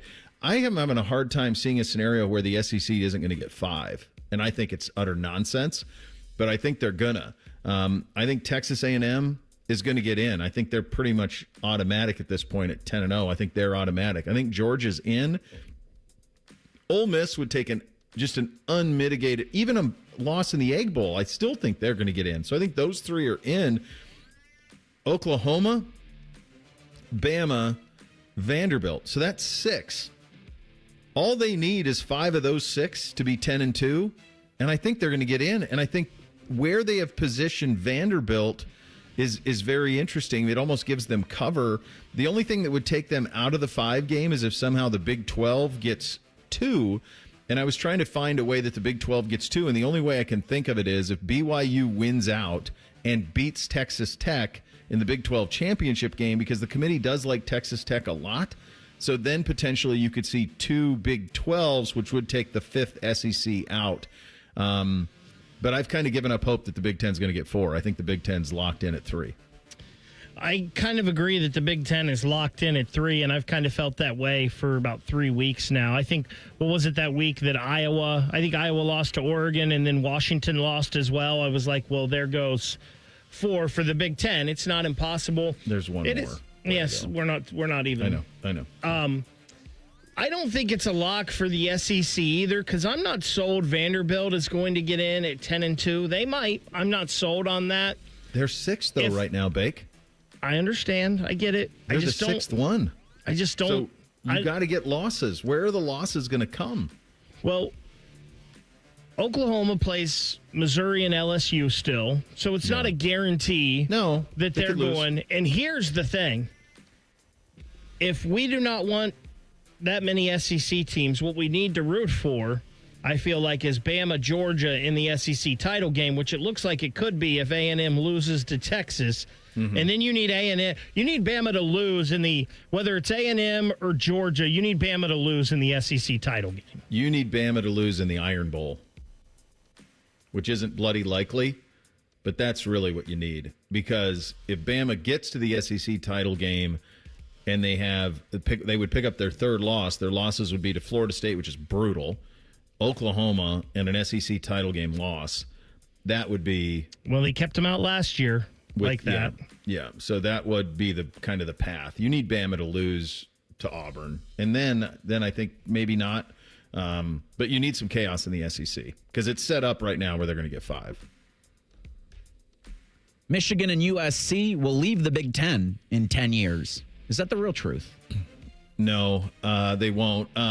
This goes into the reporting yesterday that everybody kind of put a pause on the private equity, and now the UC investment, they're like, it's not private equity. That's not what it is. We're doing this stuff. We didn't tell this right. This story's not being told right. Look, it's not being told right because you didn't do it right, right? And I do think one thing has happened to the Big Ten. The other thing that happened yesterday was this notion of the Big Ten presenting like their 2014 playoff. I think the Big Ten got too big for its own britches. And I don't mean the size of their power. I mean physically too big. What really do Maryland, Rutgers, Penn State, Ohio State have in common with Oregon, UCLA, USC, and Washington? What does Iowa have in common with Washington? This league got too damn big, geographically too big. It got too big in terms of we have a bunch of institutions that are not like-minded in many ways. And it's one of the things that the SEC got very right. They have a very nice cultural fit with that conference. Geographical fit for the most part and cultural fit. The Big Ten, it got way too big. And that's why last week when we were talking about this, I'm like, I don't know, maybe go bigger and have a true West branch of it, that it's like the old Pac-12, and a true East branch that's the old Big Ten, and try to do it that way and almost have them kind of National League, American League it, kind of govern each other and play in their own sandboxes and then meet in a Big Ten championship game. It just feels like it is. The real truth, no, they're not going anywhere. But I do think that wrangling this conference is a lot harder than most. They're not going anywhere because these schools need these conferences for the sports, every sport that's not football. So we've talked about this on this show before. We need to separate football. Mm-hmm. Football in college athletics needs to be its own entity where we have the CFP and all of these things, and they have these big TV deals and yada, yada, however many teams you want to make it, the top 64, the top 80, whatever, and then just go back to the old school conferences and everything else. Mm-hmm. I bring this real truth up because yesterday, with all of that reporting on the Big Ten and their private don't call it equity deal, Michigan Regent Jordan Acker, told Nicole Auerbach on Sirius XM's College Sports Today, quote, "The possibility of independence for football is certainly something that has to be considered, not today, but at the end of the grant of rights." That's the 2036 version. Can you imagine having the arrogance to say that? Only the Michigan man. In Michigan arrogance. Can you imagine having any damn clue about what this sport's going to look like in 10 years? But any clue? That's what makes this private equity deal so stupid going into 20 years. And, listen, I don't care if it's arrogance or not. Good on them. I wish Ohio State would do it. I wish Ohio State would throw it out on the table and be like, hey, boys, we're running this. We're different. We don't need all of you. We're going to decide how this stuff goes. Yeah, I think what they were told is that they're going to have a much bigger voice and they're going to be able to drive the bus on future expansion and all of it. But right now, to me, it feels like the ideals of the Big Ten at large don't meet what I think most people want Ohio State's ideals to be. I don't think most people around here want a 24-team playoff. I don't. I don't think most people around here wanted a conference that had 4 teams on the West Coast that added Rutgers and Maryland. I don't think they wanted that. But Ohio State acts in the way, if the favor, and they row in the same direction with a lot of the rest of the Big Ten, and they have for years. And they haven't been willing to have those pushbacks the way that Michigan and USC have had here for whatever reason. All right, coming up next, could we have Shedeur Sanders versus Kenny Pickett on Sunday? Can you imagine that? They were both in a 4-person quarterback room a couple of months back. If it is Shedeur Sanders, what is the plan for that? How do you put him up and give him the best chance for success? We'll get into all of that coming up next. Bishop and Friends right here on The Fan. We're the highest rated sports radio station in America. There's no joke there. We just are. The Fan, Ohio's sports destination. Hi, I'm Laura De Leon, president of Key Bank in Central Ohio. At Key, we're all about helping our neighbors. As your bank, we understand that we have both the ability and the responsibility to help our neighbors thrive. Whether they're trying to buy a car to take them to their new job, or tackle debt that feels unmanageable, or simply trying to do more with what they have, Key Bank is there to meet them in that moment. Key Bank opens doors. All credit products are subject to credit approval. Key Bank, member FDIC. Picture it, your holiday table, the family cooking together, the scent of golden brown bread, rosemary from roasted potatoes, and a salad so crisp it snaps. This season at Kroger, make the moments that matter possible with quality that's affordable in every aisle. Kroger, fresh for everyone. You can save big on 12 packs of Coca-Cola, Pepsi, or 7-Up. Select varieties or buy 2, get 2 free with your card. Limit 8. Kroger, fresh for everyone. Firehouse Subs. Piled high with premium meats, melty cheese, and bold flavors. Served hot on a freshly toasted roll. A portion of every purchase can help provide life-saving equipment for first responders. Planning a tailgate or game day spread? Firehouse Subs Catering makes it easy to feed the whole crew. Download the Firehouse Subs app to earn rewards and get up to $10 off your first online order. New account required at participating U.S. restaurants. Offer valid 1 week after account registration. Additional terms apply. Here for the Lowe's early Black Friday deals? You're right on time for some of our biggest savings. We're talking up to 50% off select major appliances, plus up to an extra 25% off when you bundle select major appliances. Holiday lights going up soon? Select ladders are up to 50% off right now. Get Black Friday prices without the Black Friday crowds. Lowe's, we help, you save. Valid through 11/19. Selection varies by location. Select locations only. While supplies last. See Lowe's.com for more details. Oh, no. Ah, that's the sound of someone who's misplaced My debit card. their debit card. Where did I leave that thing? Not at the gas pump, or the checkout counter, or the roof of your car. Now, if he has the Chase mobile app, he can use Card Lock. Wait, I could just lock my card. Yep, just a few tippy taps on his phone, and that sound? That's peace of mind from Chase. Chase mobile app is available for select mobile devices. Message and data rates may apply. JP Morgan Chase Bank N.A. member FDIC. All your favorite and least favorite fan shows are available wherever you get your podcasts. Just type in 971 The Fan to the search bar and hit that subscribe button. It's free. We're the land of the free and the home of the sunburnt, freckled fat guy. Join now. I'm Leslie from Pella Columbus. And I'm Wilson from that other window place. Wilson, we've got a problem at Pella. I like where this is going. Because of Pella's reputation and quality, a lot of folks assume that we're out of budget. Oh, that's too... Oh, I hate hearing. But we've actually got 5 awesome window lines that fit any budget, from the $300,000 to the $3 million home, and far from the most expensive. So you actually don't have a problem. Awesome.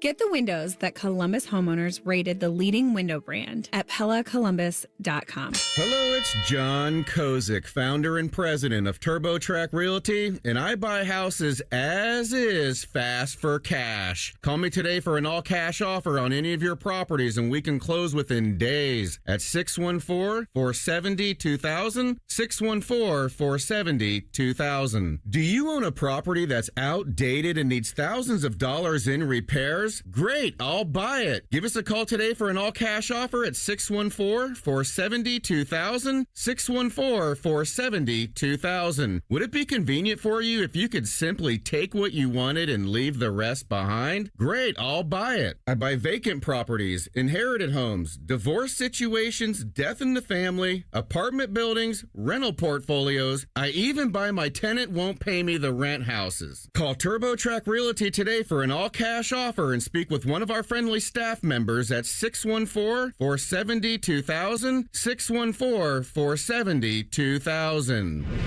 Fan weather.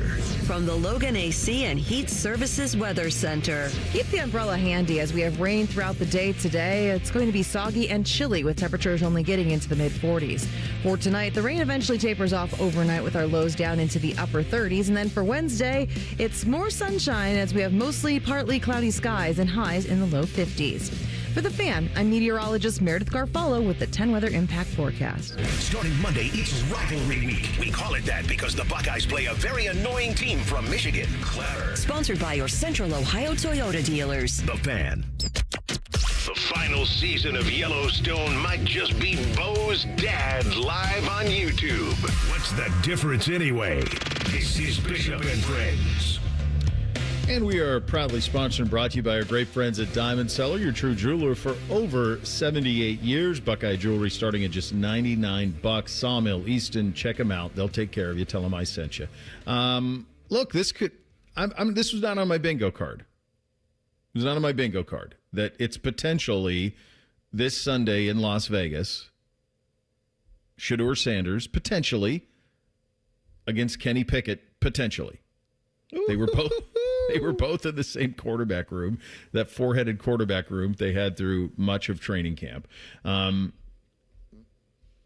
Shedeur Sanders debut on Sunday was kind of what I thought it would be. Many of the things that had dogged him in the process showed up on Sunday. A willingness to hang in the pocket really way too long, a willingness to drift in the pocket and drift and take devastating sacks. It's one thing to take a 5-yard sack. It's another thing to take a 16-yard sack. And so those are some of the things that he does, and maybe an unwillingness or an inability to identify where blitz is coming from and process and get the ball out quickly and mitigate damage. Those would be the negatives. The positives were pretty big too. A willingness to rip the ball down the field. A willingness to give receivers a chance to make plays. The throw that he made when they were trying to complete the 2-minute drive to Gage Larvin is the type of throw that Dillon hasn't made many of. So he was willing to put the ball and give his receivers a chance. The one he'd like to have back is the one to Isaiah Bond, because that's one that he hit in camp all of the time, the deep ball in the corner of the end zone. And if he hits on that, then nobody's talking about 4 of 16. They're not talking about any of it. They're talking about potentially a Browns shocking win. A quick side note on this. The way that the Cleveland Browns are playing defense isn't discussed enough because they aren't getting the results.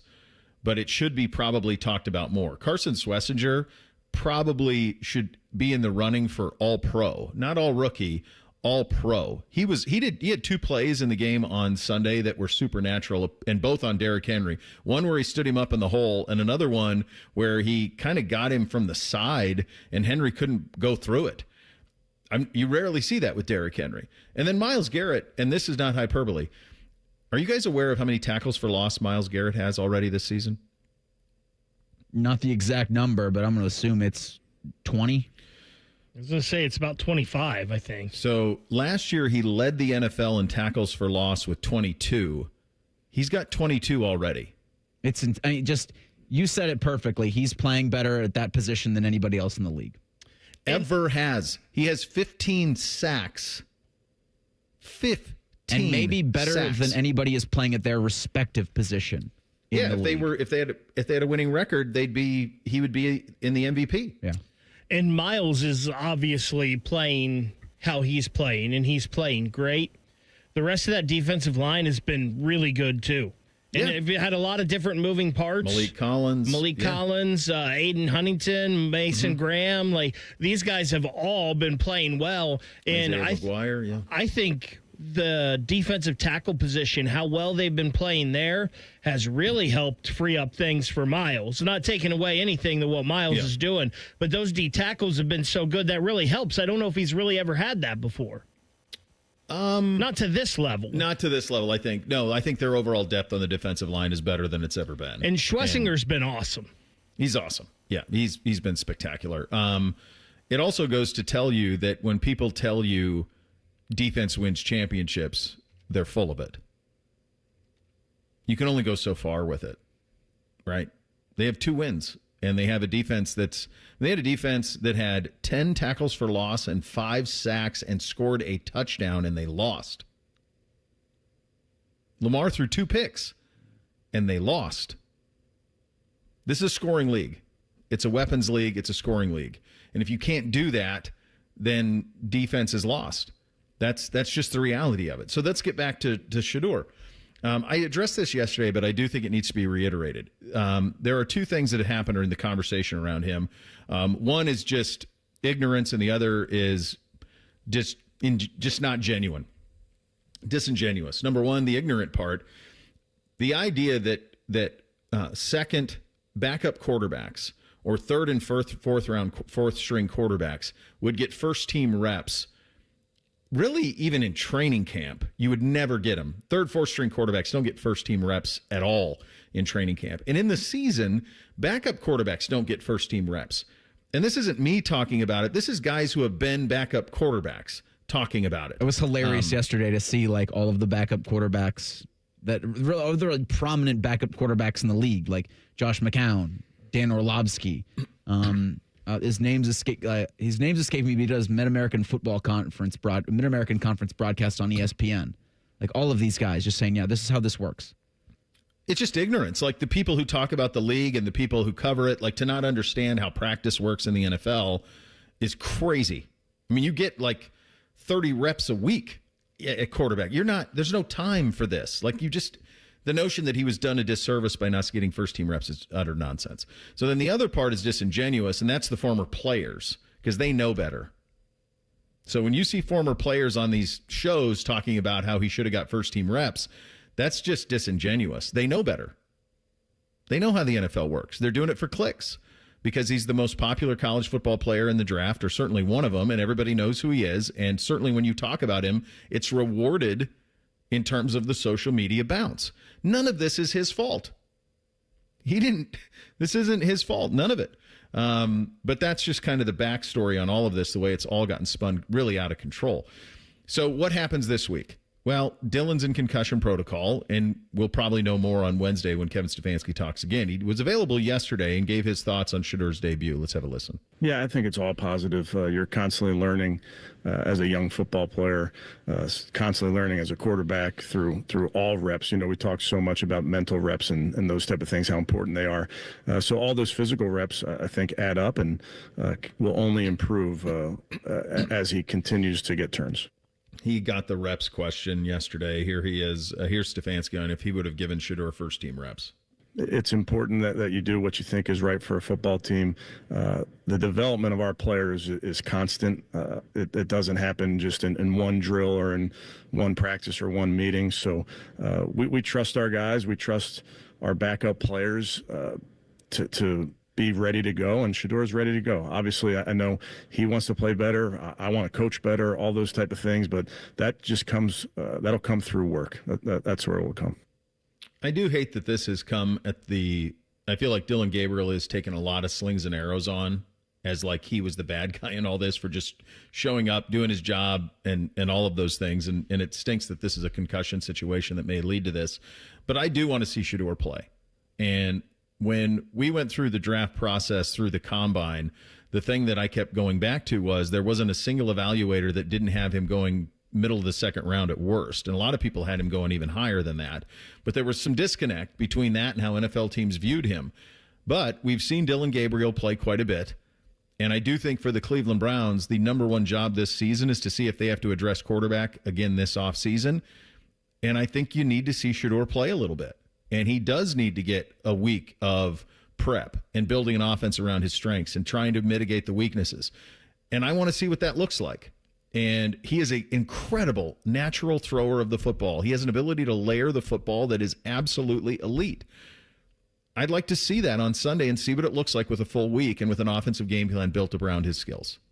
Yeah, somehow a game between 2-8 teams has now become nationally relevant. Yeah. And I think that's kind of the Shedeur Sanders circus is maybe the wrong word because I'm generally interested. And of course, I want him to succeed as a Browns fan. I think the coaching staff wants to see him succeed because their jobs are at stake here in this. And the idea that they wanted to see him fail it's ridiculous. Just nonsense. So they drafted him. I mean, everybody in the NFL passed. They drafted him. They've been looking for a franchise quarterback since Bernie Kosar, for God's sakes. It's of course going to have the negative spin because it's Cleveland and this Browns regime's not been great with quarterbacks, and so you're going to have all of that with this. But this is the opportunity for Shedeur that everybody else like longs for getting to play against. Look, if he just turns his back to the defense less, I think they'll be in a good spot to be competitive in this game with the defense and the way the Browns have been playing there. The one thing you said there, Bo, that scares me for Shedeur and the Browns, and I know Tommy Rees is calling the offense now, but you said build an offense around his skill set, and that is not something that Kevin Stefanski, I feel like, has really done. I feel like Kevin Stefanski, and it's why they ended up having the split with Baker, is Baker didn't totally fit into what Kevin Stefanski wanted from a quarterback, and that's the sit back, see it, rip it type quarterback. And Shedeur's more of an off-the-cuff guy. I know he can be in the pocket, right, and he can do those things. I just think they're going to try to make Shedeur do what they want him to rather than building things that will help him. Now, they didn't do that with Deshaun. Like, they did bring in Dorsey to try to run a shotgun offense, and they did it. It didn't work, and he got hurt. But so they are open to that. And I do think that they will put him in the best position to succeed. Just a quick reminder, do you guys remember who Dorian Thompson-Robinson is? Former Browns great. Former UCLA quarterback. Yep. So he was a fifth-round pick just like Shedeur. Do you remember when he started? They told him that did morning. not know he was going to start until Sunday morning. Mm-hmm. That was Baltimore, too. None of this is ideal ever for these guys. No, but my point is, I don't remember anybody clamoring for him to get reps. Right? This is the job. Old DTR. Yeah. Dom in 2 minutes. Bishop and Friends right here on The Fan. They're trained. They're prepared. Let's just do it. They're Ohio's undefeated plumbing, drain, heating, and cooling team. And they're here to tackle your problems. For plumbing, drain, heating, and cooling, there's only one team. The Waterworks.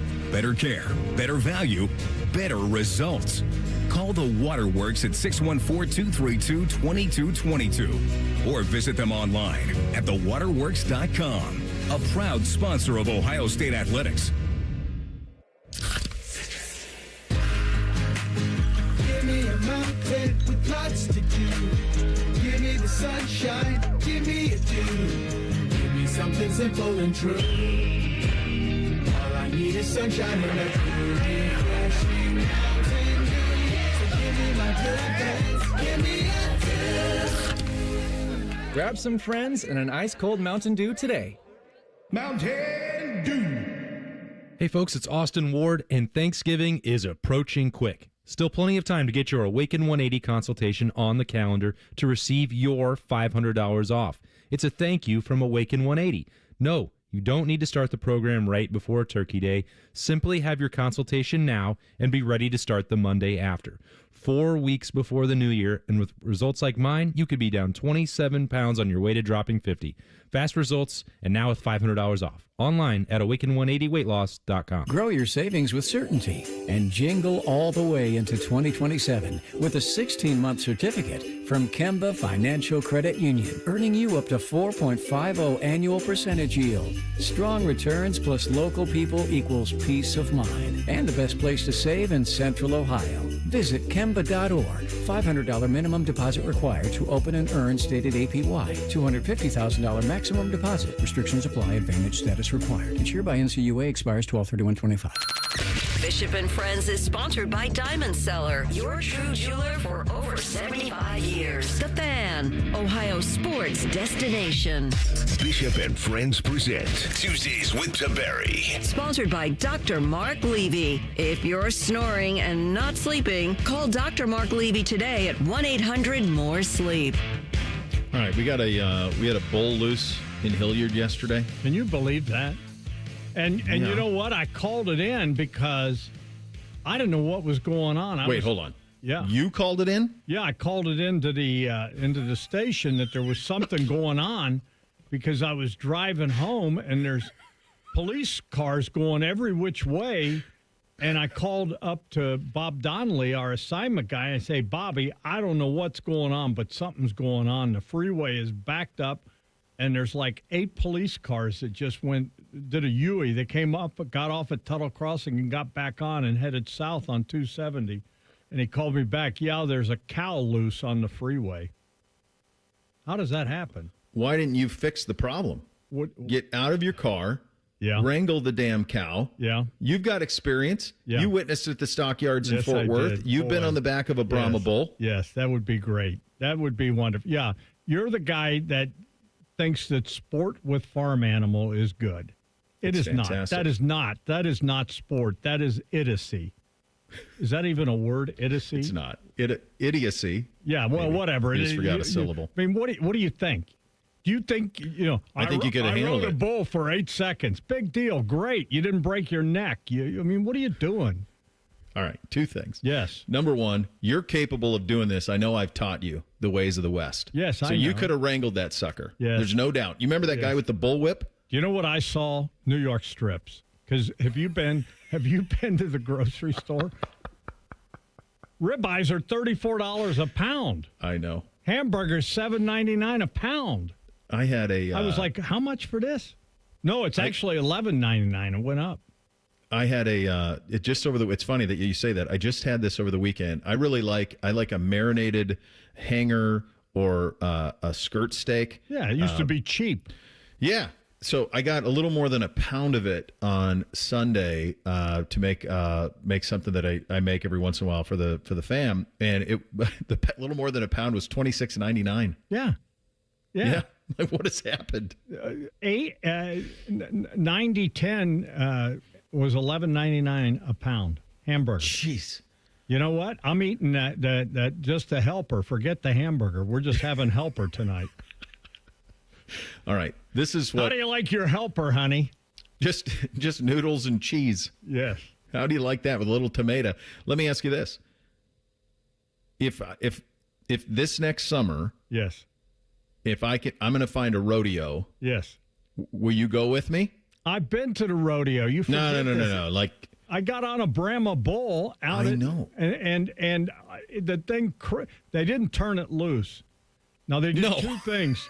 They put the bull in the stall and they go, here, you want to feel the power, get on the back of this bull.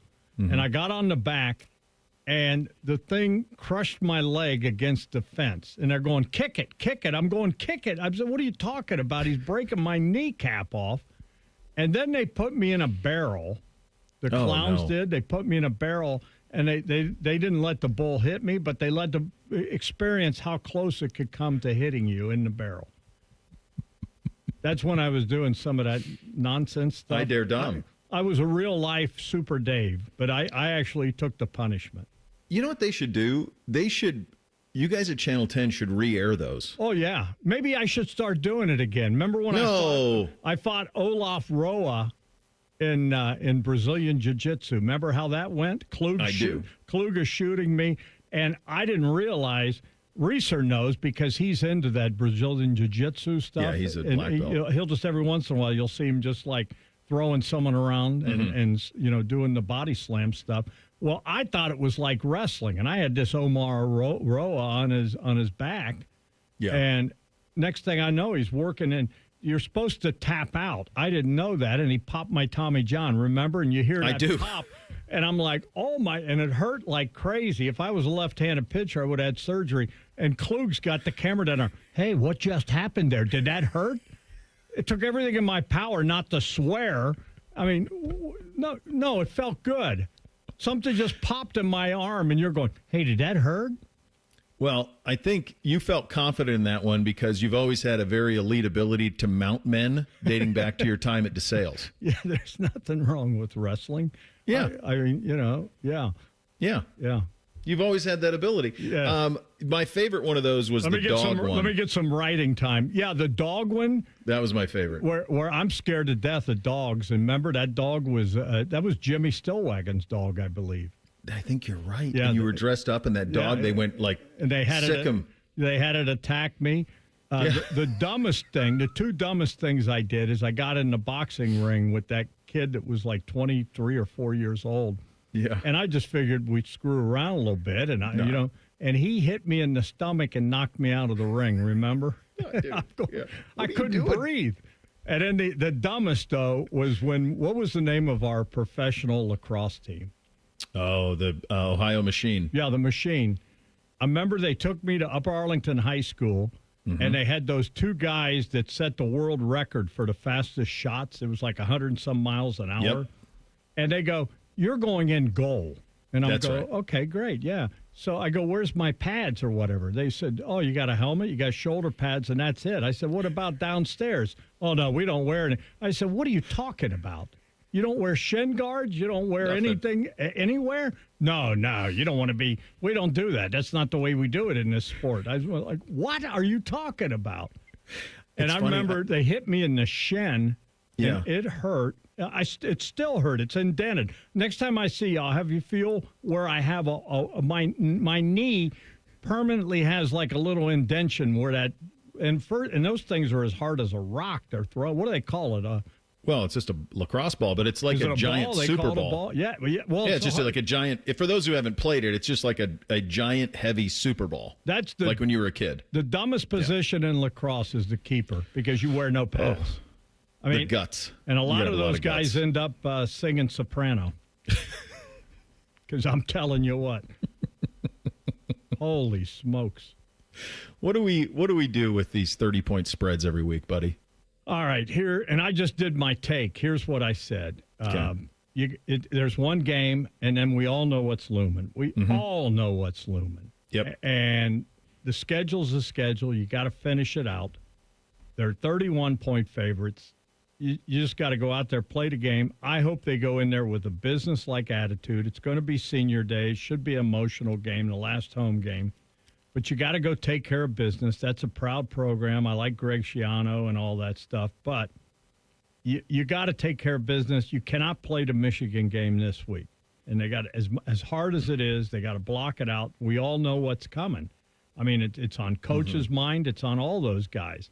I don't know how healthy we're going to. I don't know what we'll do. I don't know. Will he play Jeremiah this week? Will he play Carnell this week? How healthy is Julian? They all got a little banged up. Well, Carnell's been banged up now 2 games. Jeremiah was limping pretty good after the game, and Julian was limping around a little bit of ankle. Let's hope they're okay. Do you rest them? Because you and I know that this is the game that Ryan Day wants to win. This is the game the players want to win. This is the game the fans want to win. But we also got to keep it in perspective. I don't want to think if it goes the wrong way, but it's a different day too, right? Yeah. But let's not even go there because, I mean, I don't know. And the cliches are cliches because they're real. Do I think Ohio State's the best team in the country? Yes. Do I think they should beat everyone they play? Yes. But unfortunately, games are not played on paper, and you got to go out and do it. And the old saying goes, you throw the records out when it comes to a rivalry game, and it's a cliche because it's true, and it doesn't. I mean, how many times back when our buddy John Cooper went up to Michigan or came here where they were favorites and they ruined the day. It's just but that's next week. So you got to take care of it. They're huge favorites. The target is huge. The pressure is real. I think Ryan Day has done a masterful job of navigating it.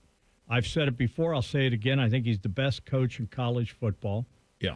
And he has not changed his tune this week from last week and the week before and the week before. It is the same message. Make the routine. We got to go out. And the buy-in factor seems to be real with these kids. I think he's done. And I do believe that there's a lot of meat on this bone that we have not seen yet. I agree. And I think it's coming. And I think he's been, I asked him the other day, I said, all of this, what you're doing to me from the outside looking in seems very strategic. And you seem to have a plan. And he goes, you're absolutely correct. Yeah. And everything for a reason, yeah. Everything he does is for a reason. And he does not leave anything to guess. He worries about everything. And you know him as well as I do. He worries about everything. He thinks about the what ifs. I mean, I will never forget the one day when Urban's last game, he was getting ready for the Rose Bowl. And Ryan Day was running the offense. And Tim May and I were standing in the hall, and we said, Coach Coop used to let us go in and watch the offensive game planning when he was here. He goes, he did not. I said, oh, yeah, he did. You've never let us in, Herbs. This is our last chance. He goes, he really let you guys in? We said, yeah. And you can ask Tim. He'll verify it. And so Urban came back out, and he goes, all right, you guys can come in for 20 minutes. Don't say a word. And just stand and observe. And we did, and we stood back there, and a couple guys were looking at us, and Urban said to them, I think they were like GAs or what, he said, quit looking at those guys. They're not here. Don't pay any attention to those guys. They're not here. But we watched as Ryan ran that meeting, and the detail. Yeah. They were talking about one play and what defenses they might run it against and how they would block it.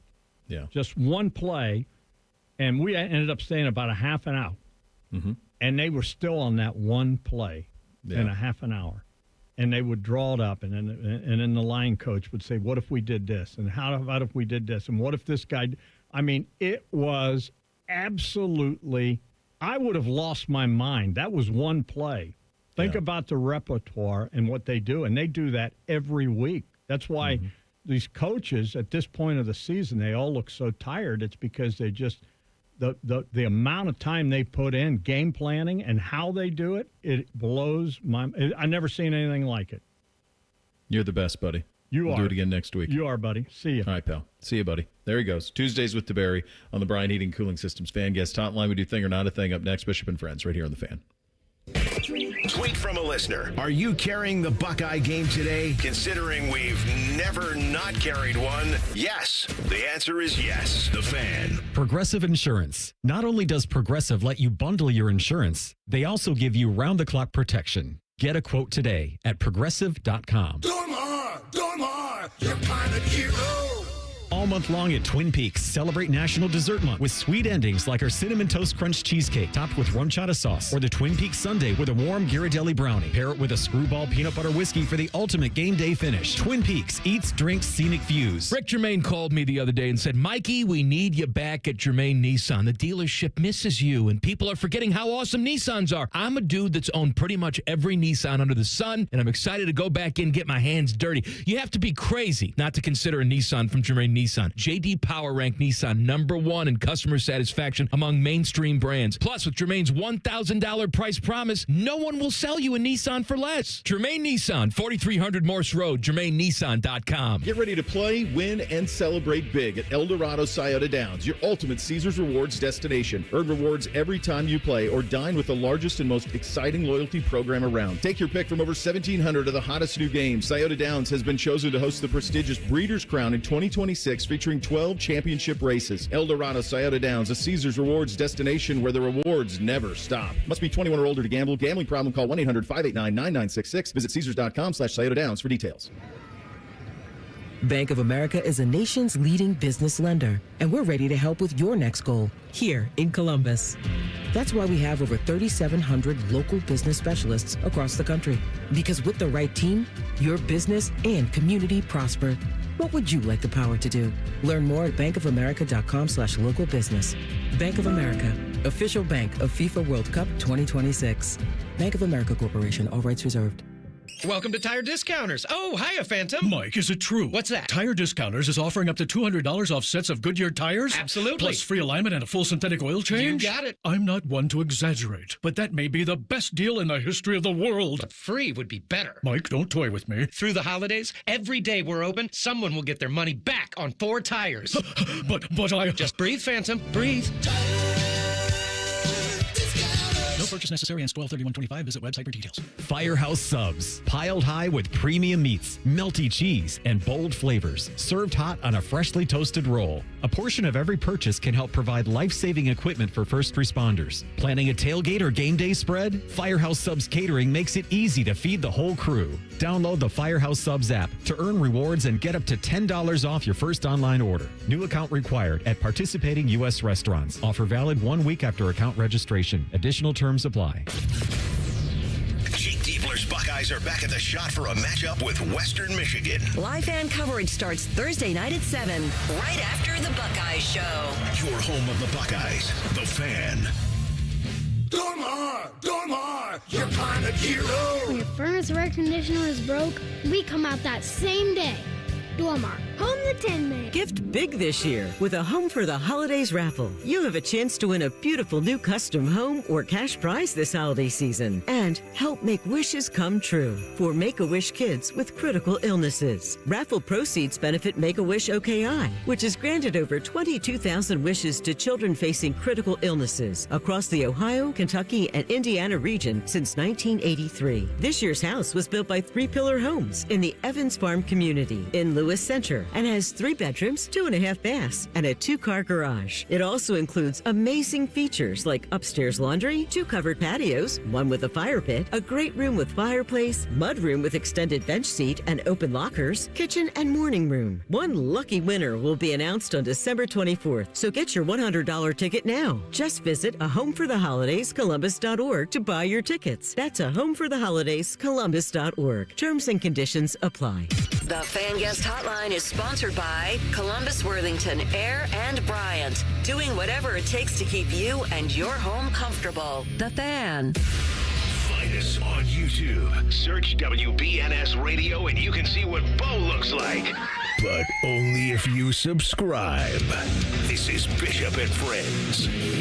Yeah, Tiberi and I went to the Stockyards in Fort Worth when the Buckeyes played in the national championship game. I found a video from 10 years ago from that I put up on the social, and you can track that down there. A lot of hijinks with your Uncle Sil and I in the good old days. Time for a little thing or not a thing. Hit it, guys. Thing or not a thing. Sponsored by Billiards Plus. Find your next grill and everything you need for the master griller. Billiards Plus on Dublin Center Drive in Dublin. Over the weekend, Pete Nakos of On3 had reporting that Ed Orgeron was in contact with the University of Arkansas regarding their head football coaching vacancy. Trey Biddy from 24/7 Sports says, quote, Arkansas has zero interest in Ed Orgeron as head coach. Not sure where that started and why I keep getting asked about it. UA did have early contact with James Franklin, and he reached out to people about the inner workings at Arkansas, but he also will not be the Arkansas head coach. And, of course, the news came out that Virginia Tech's hiring James Franklin, while Ed Orgeron continues to be one of several names bandied about by every coaching vacancy because it's Coach O. Thing or not a thing? My favorite part of that, and the reason I chuckled is because the way you worded the Nakos reporting, which was Ed Orgeron had been in contact with Arkansas. Oh, I bet he had. I bet he had been in contact with Arkansas. I bet he got on the phone right away. Wouldn't surprise me if he drove from Baton Rouge or wherever he lives all the way to Fayetteville to have a conversation and beg someone for that job. The reality is, if somebody hired him, like if Kiffin were to go to LSU or to Florida, and if he hired Coach O to be his D-line coach, recruiting, whatever, that would probably work. He's a hell of a recruiter. So I think he's got a fascinating path there, but also like the idea of him being a head coach again is probably long since passed.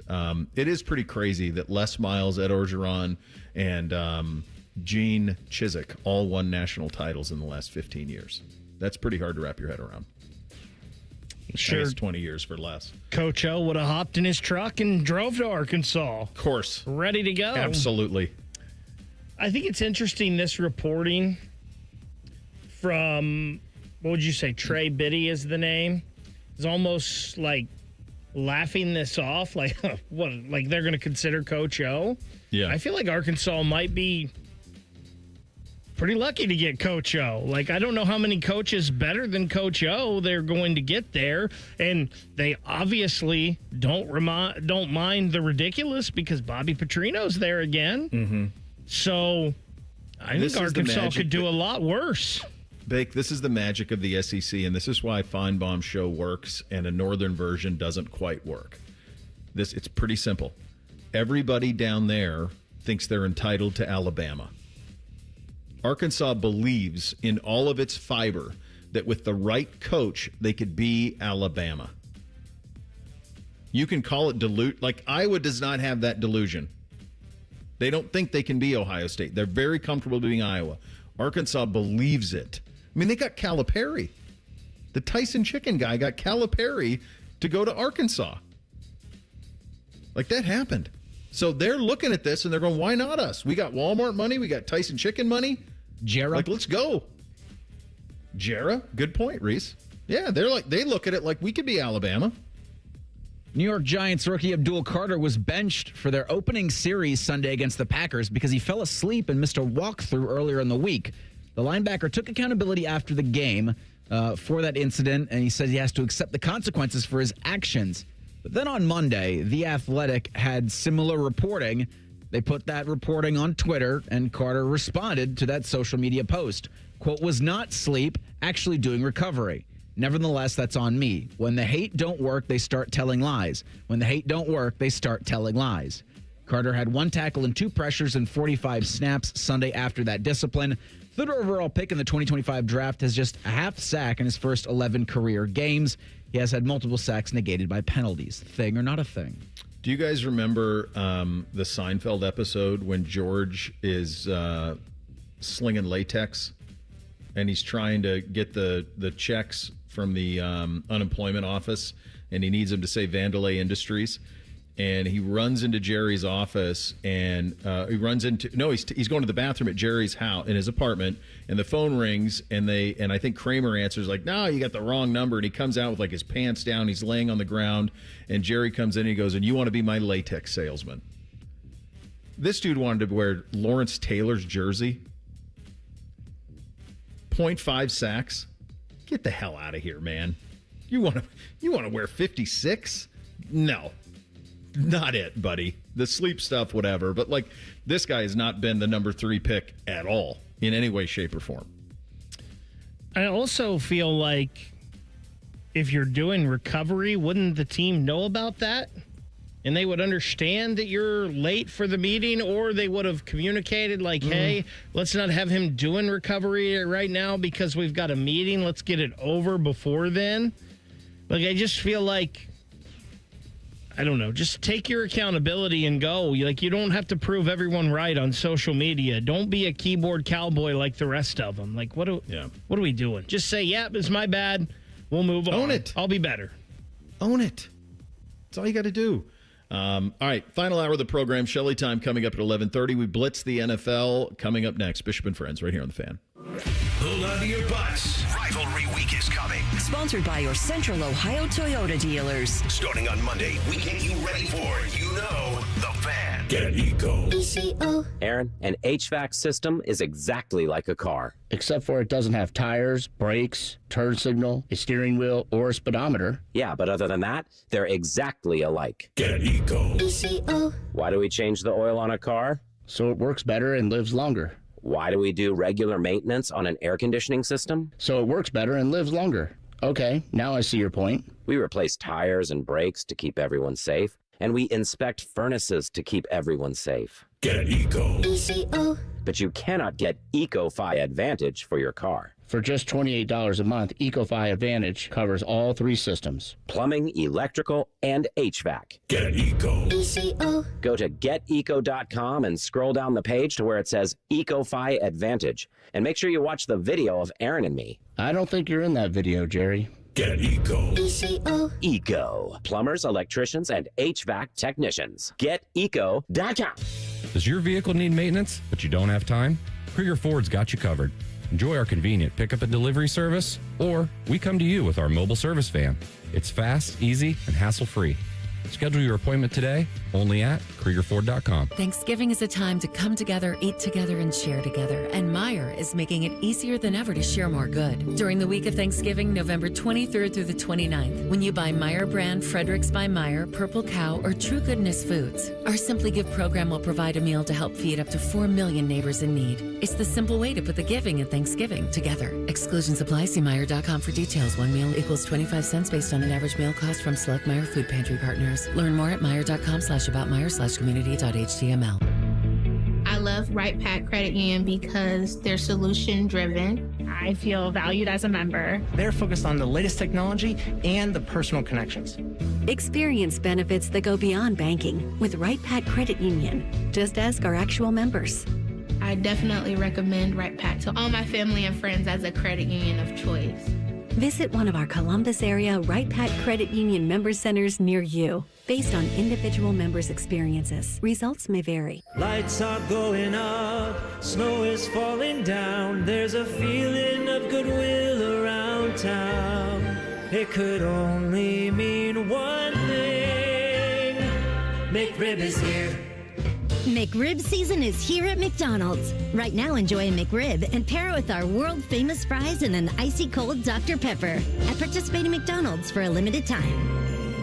McRib is here. Ba-da-ba-ba-ba. Hey, it's Bobby Carpenter. Get ready for big savings this season at Germain Toyota. Drive home a rugged 2026 Toyota Tundra with 2.99% APR for up to 72 months, plus get $1,000 in customer cash. Or take the wheel of a 2026 Toyota Camry LE. Lease it for just $269 a month for 36 months with 10,000 miles a year and $32.99 due at signing. Whether it's power or performance you're after, Germain Toyota has the deal to get you there in style. Visit Germain Toyota at the corner of I-70 and Bryce Road or online at germaintoyota.com. sunbeltrentals.net. When it's 6 a.m. and you need a skid steer and you want to talk to an actual person about skid steers, lean on green. Sunbelt Rentals. With the largest rental fleet and hardest working equipment experts in Columbus, we can help steer you to the right skid steer at the right price right now. Tracks or wheels, diesel or gas, light, medium, or heavy duty. Plus attachments for loading, grading, digging, drilling, tilling, and trenching. No wonder the Columbus builders building Columbus lean on green. Sunbelt Rentals. Learn more at sunbeltrentals.com. Hey friends, Beamer here. Thanksgiving, as we know, is right around the corner. And what better way to say thank you than $500 off to a thinner, healthier you? Now through Thanksgiving, Awaken 180 is giving our great listeners $500 off your program. Visit them online at awaken180weightloss.com. You know, most people will agree with this. Life is a lot better without pain and more comfort. Hey, it's Anthony. I used to buy the over-the-counter insoles thinking that just the cushion itself would solve everything. It didn't. So I finally got serious about support. I went to the Good Feet store where I was personally fitted for arch supports. I started feeling relief, more stability, and stuff stopped aching. My lower back felt better. I don't care whether you're an athlete or you're retired. Get greater comfort and confidence from personally fit arch supports from the Good Feet store. That's because their arch supports are designed to align your body from the feet up, and they can help provide relief from pain and discomfort like it has for me. They have an expert staff trained to understand your specific needs, and they recommend the best solutions. It's simple. Just stop by the Good Feet store at one of their convenient locations on Polaris Parkway or Stringtown Road in Grove City, or, of course, learn more, a lot more, at goodfeet.com. Broadcasting from the Lindsay Honda Studios. Honda makes the cars. Lindsay makes the difference. Visit lindsayhonda.com. WBNS-FM, HD1 Columbus. Good morning. I'm Eric Reeser. Number 1, Ohio State looks to remain the top seed in the college football playoff. The third set of rankings will be released tonight at 8:30. OSU's Ryan Day is going to hold his weekly press conference today at noon, and we'll carry those comments live on the Fan when he takes the podium. Buckeyes are 31.5-point favorites this Saturday, hosting Rutgers. It'll be a big noon kick on Senior Day. On the field tonight, Ohio hosts winless UMass at 7 o'clock. Bobcats are 4-2 in MAC play, one game back of Western Michigan. The Broncos are at Eastern Illinois tonight at 7. In the NHL, the Blue Jackets beat Montreal 4-3 last night in a shootout at Nationwide. CBJ are in Winnipeg versus the Jets tonight at 8. Elvis Merzlikins gets the nod in net Tuesday. This update is sponsored by BMI Federal Credit Union. Enjoy rates lower than the national average, plus a special rate on balance transfers with a Visa Platinum or Visa with Rewards credit card.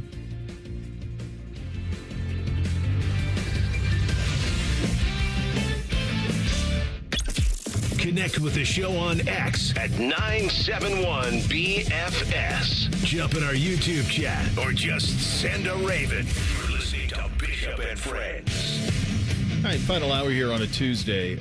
Before we get to the Blitz, one of my favorite annual traditions is Army-Navy. But then in addition to that is when the academies, when they unveil their uniforms they're going to wear for the game. So they've been doing this for about 15 years where they do like a specific special uniform every time.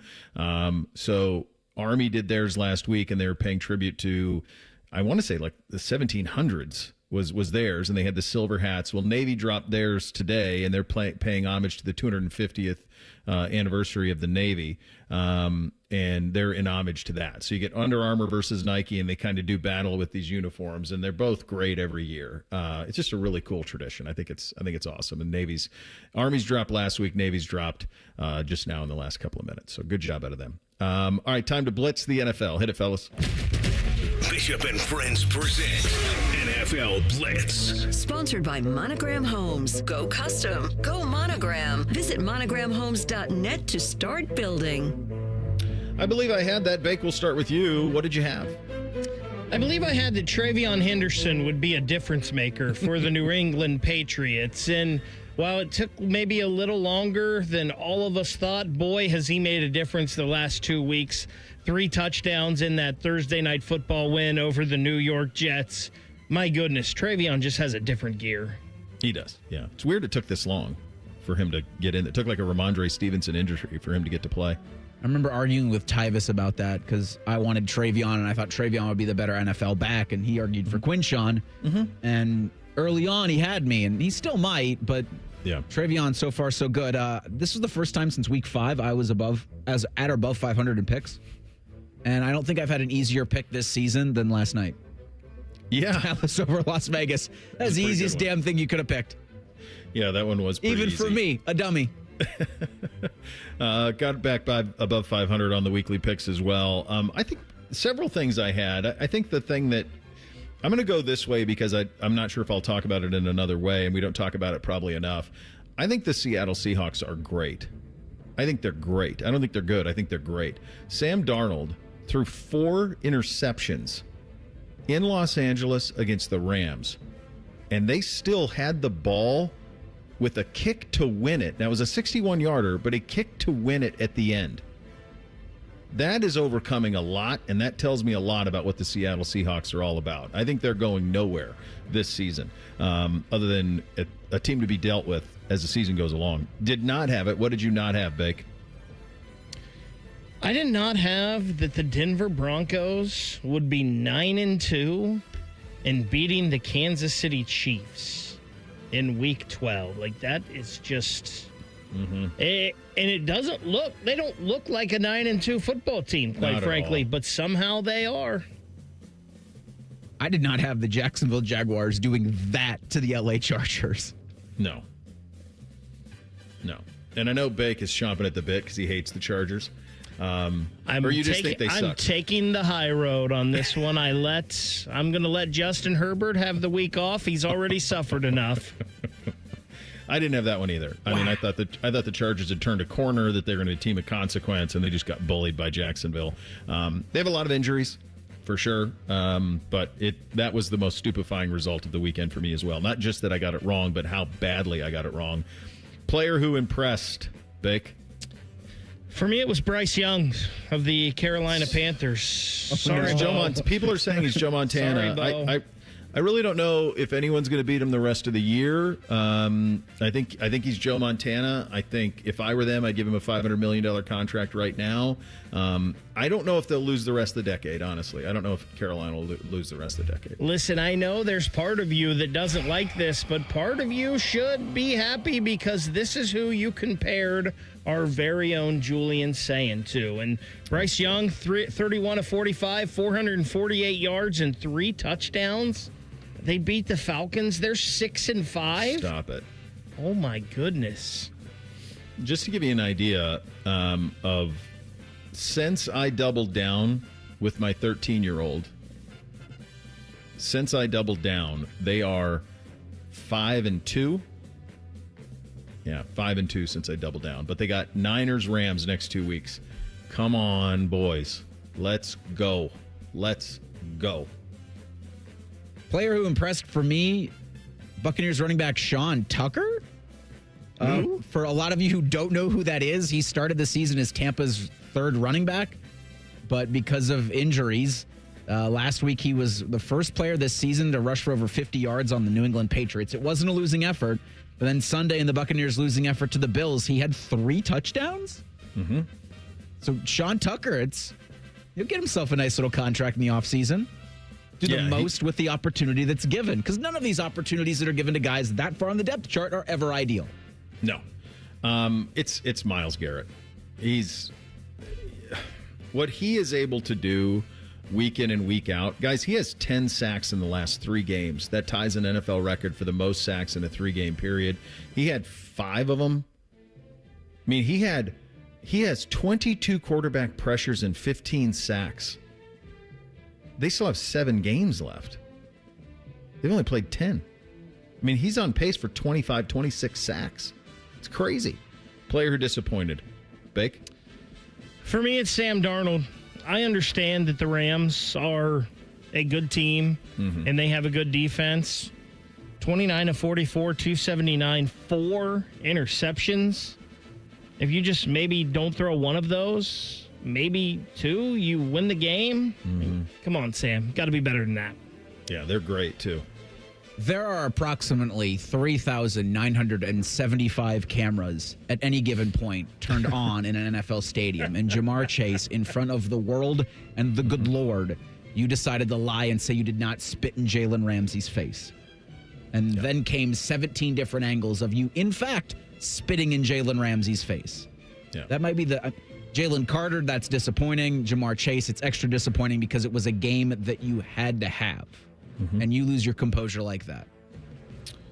This is I've never done this before, and I don't know if I'll have to do it again. But it's Patrick Mahomes.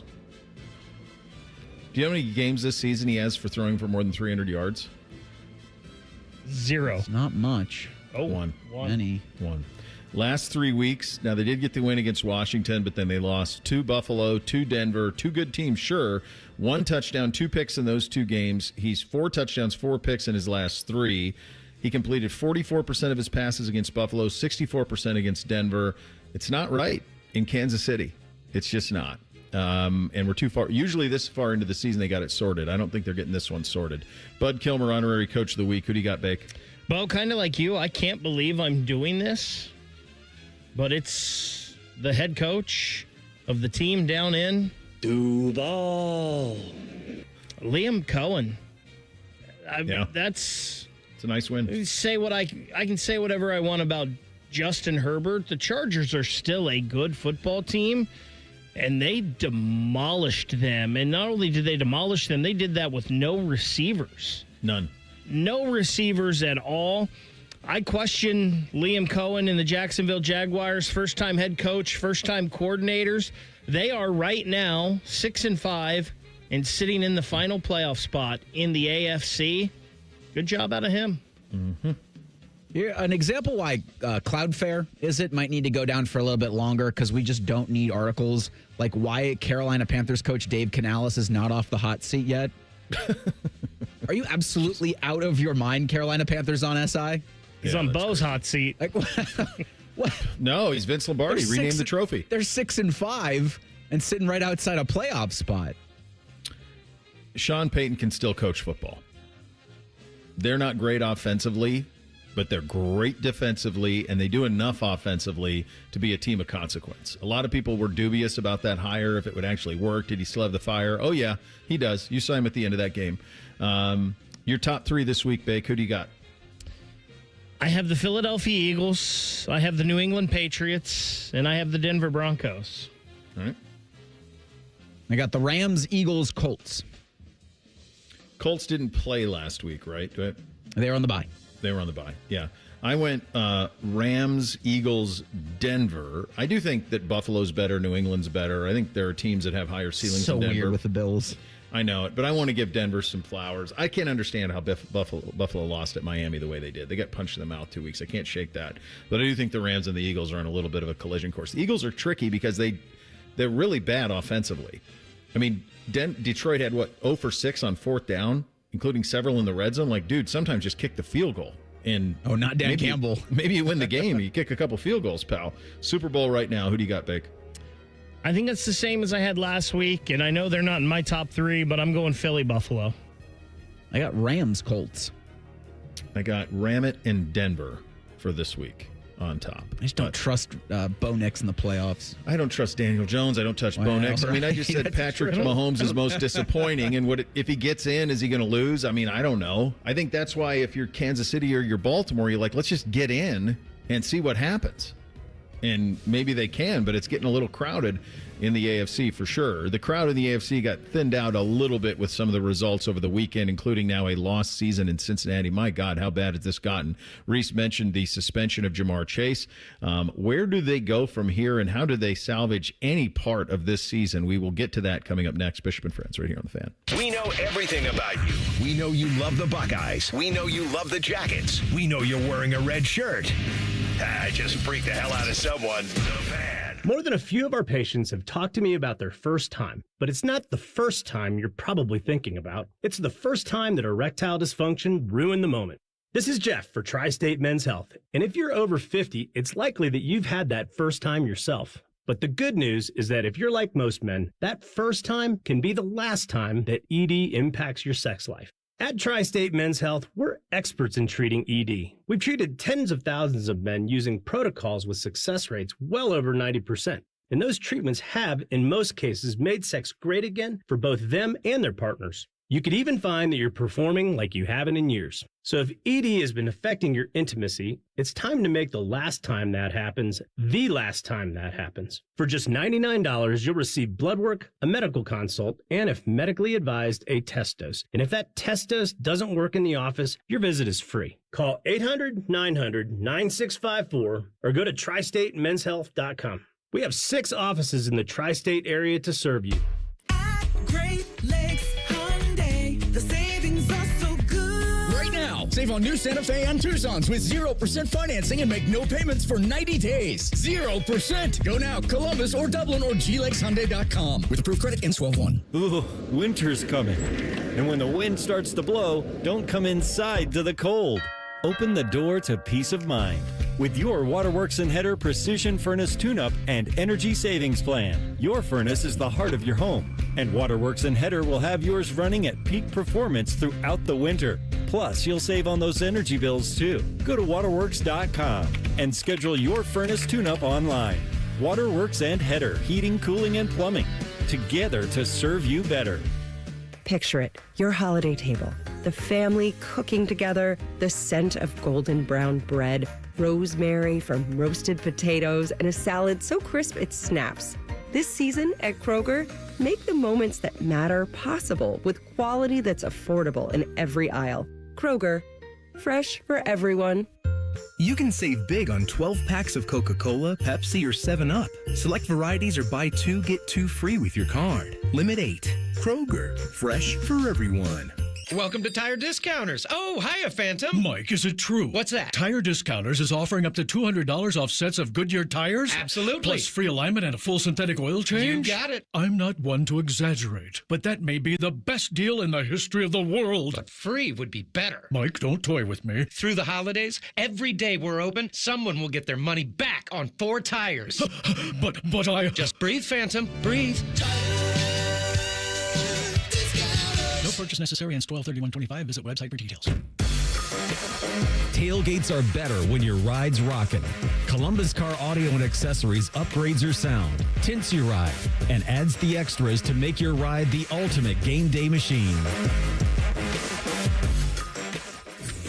Attack and dominate. Morning Juice is on YouTube and 10 TV Plus. Sponsored by Riverside Bank of Dublin. Join Bobby Carpenter and Tito weekdays starting at 6 or watch on demand. More Bobby, less commercials. The Fan. You can stream the game on your phone while you're gardening. You can stream it while you walk the dog. You can stream it at a trampoline park. You can even stream it at a monster truck rally. But the second you get behind the wheel, the game's over. Remember, Ohio, phones down. It's the law. Ohio has over 920,000 diabetics. If you are a diabetic, take a step in the right direction by having your feet checked routinely by a podiatric physician, the most qualified doctors to care for your feet. Adding a podiatrist to your healthcare team can help you better manage the effects of diabetes on your feet. Ohio Foot and Ankle Medical Association podiatric physicians are located throughout the state. For more information or to find a member of the Ohio Foot and Ankle Medical Association near you, visit ohiofoot.org. Fan weather. From the Logan AC and Heat Services Weather Center. Keep the umbrella handy as we have rain throughout the day today. It's going to be soggy and chilly with temperatures only getting into the mid-40s. For tonight, the rain eventually tapers off overnight with our lows down into the upper 30s. And then for Wednesday, it's more sunshine as we have mostly partly cloudy skies and highs in the low 50s. For The Fan, I'm meteorologist Meredith Garfalo with the 10 Weather Impact Forecast. Monday starts up a pretty big week. Gobble, gobble, and all that crap. Let's focus on what really matters. Rivalry Week. Sponsored by your Central Ohio Toyota dealers. The Fan. Our top men are working on everything except this show. We have top men working on it right now. Who? Top men. You're listening to Bishop and Friends. And it's your Uncle Bo here. Get ready to play, win, and celebrate big at El Dorado Sciota Downs, your ultimate Caesars Rewards destination. With Caesars Rewards, you're going to earn rewards every time you play, stay, dine, or shop. Not just here, but all over 50 Caesars Rewards destinations across the United States. From unforgettable getaways to incredible culinary experiences, members enjoy exclusive perks and benefits that make every visit worth it. At Sayada Downs, the excitement is nonstop. Take your pick from more than 1,700 of the hottest new games. Sip on award-winning craft brews at the Brew Brothers Microbrewery, or dive into Guy Fieri's Trattoria, home of the out-of-bounds 68-layer lasagna. And the energy keeps building. Sayada Downs has been chosen to host the prestigious Breeders' Crown in 2026, featuring 12 championship races. It's one of the biggest events in harness racing, and it's coming right here to Columbus. So come experience the action, the rewards, and the unforgettable moments waiting for you at El Dorado Sayada Downs, a Caesars Rewards destination where the rewards never stop. Must be 21 or older to gamble. Gambling problem? Call 1-800-589-9966. Visit Caesars.com/Sayada Downs for details. I have this, this isn't unique. I think anybody who is a parent has a pretty strict rule when it comes to this. Just tell the truth. Own it. When you lie, it gets worse and worse and worse as it starts to be uncovered. And we talked about this yesterday. Reese just talked about it in the Blitz. Jamar Chase spit on Jalen Ramsey. Was he provoked? Probably. This is what Jalen Ramsey does, right? But once you do that, you've become the bad guy. And then there has to be retribution on you from the league. Wasn't it Jalen Carter who did this maybe in the opener? Yeah. Yeah. And as we said, there are 200 cameras at every NFL game. There's probably not that many, but every single blade of grass is covered at an NFL game. If you did it, you're going to get got. And Jamar Chase did it. And he got. And now he's suspended for a game without pay for spitting on Ramsey in the loss on Sunday. Chase is appealing the suspension, a source told Schefter. Now, the appeal will be heard and ruled upon by either Derek Brooks, Ramon Foster, or Jody Nelson, the hearing officers jointly appointed by the NFL and the NFLPA, all former players, of course. If the suspension is upheld, who missed the team's upcoming game against New England on the 12th, the incident occurred, of course, on Sunday. The suspension would cost Chase his weekly paycheck of $448,000, along with a $58,000 per game active bonus he would be forfeiting. So over $500,000 would come out of Jamar Chase's pocket if he is indeed suspended for the game. I see no scenario how he'll win the suspension or the appeal at all. For him, there is some statistical stuff that could come into play here. Jamar Chase, as it stands right now, is third. He's definitely not catching Jackson Smith and Jigba. He's third in the NFL in receiving yards at 861 to JSN's 1146. He does lead the league in receptions with 79, and that's with 79 going into this one. So he's got 861, 79 for 861. JSN leads with 1146. Chase just 5 touchdowns. The leader in that looks to be Amon St. Brown at 8. So in terms of repeating as a triple crown, that's going to go by the wayside with this suspension as well. Not like he could have accomplished it anyway. In the middle of all of this is Zach Taylor, who is overseeing nothing short of unmitigated disaster this year in Cincinnati. Some of it's not his fault. He cannot help that Joe Burrow got hurt, but also Joe Burrow was not going to be a Band-Aid on all that ails them. Let's hear from Zach first on Jamar Chase and the spitting incident. I've always been impressed with how Jamar's handled himself because he is in a lot of these situations where he's got a target as a top player.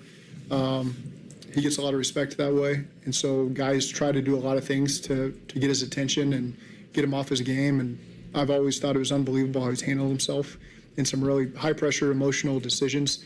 Obviously, what happened is crossing the line. We can't have that, and I know he'll own up to that. But beyond that, I've always sat up here and praised Jamar because he's one of the best leaders we've got. The way he goes about everything, he plays with a ton of emotion. He plays with a ton of leadership. Our guys respond to that. And I've always appreciated how he's handled himself. I don't think he is owning up to it, though. Yeah, will he? So I don't know if he has done that or not. Do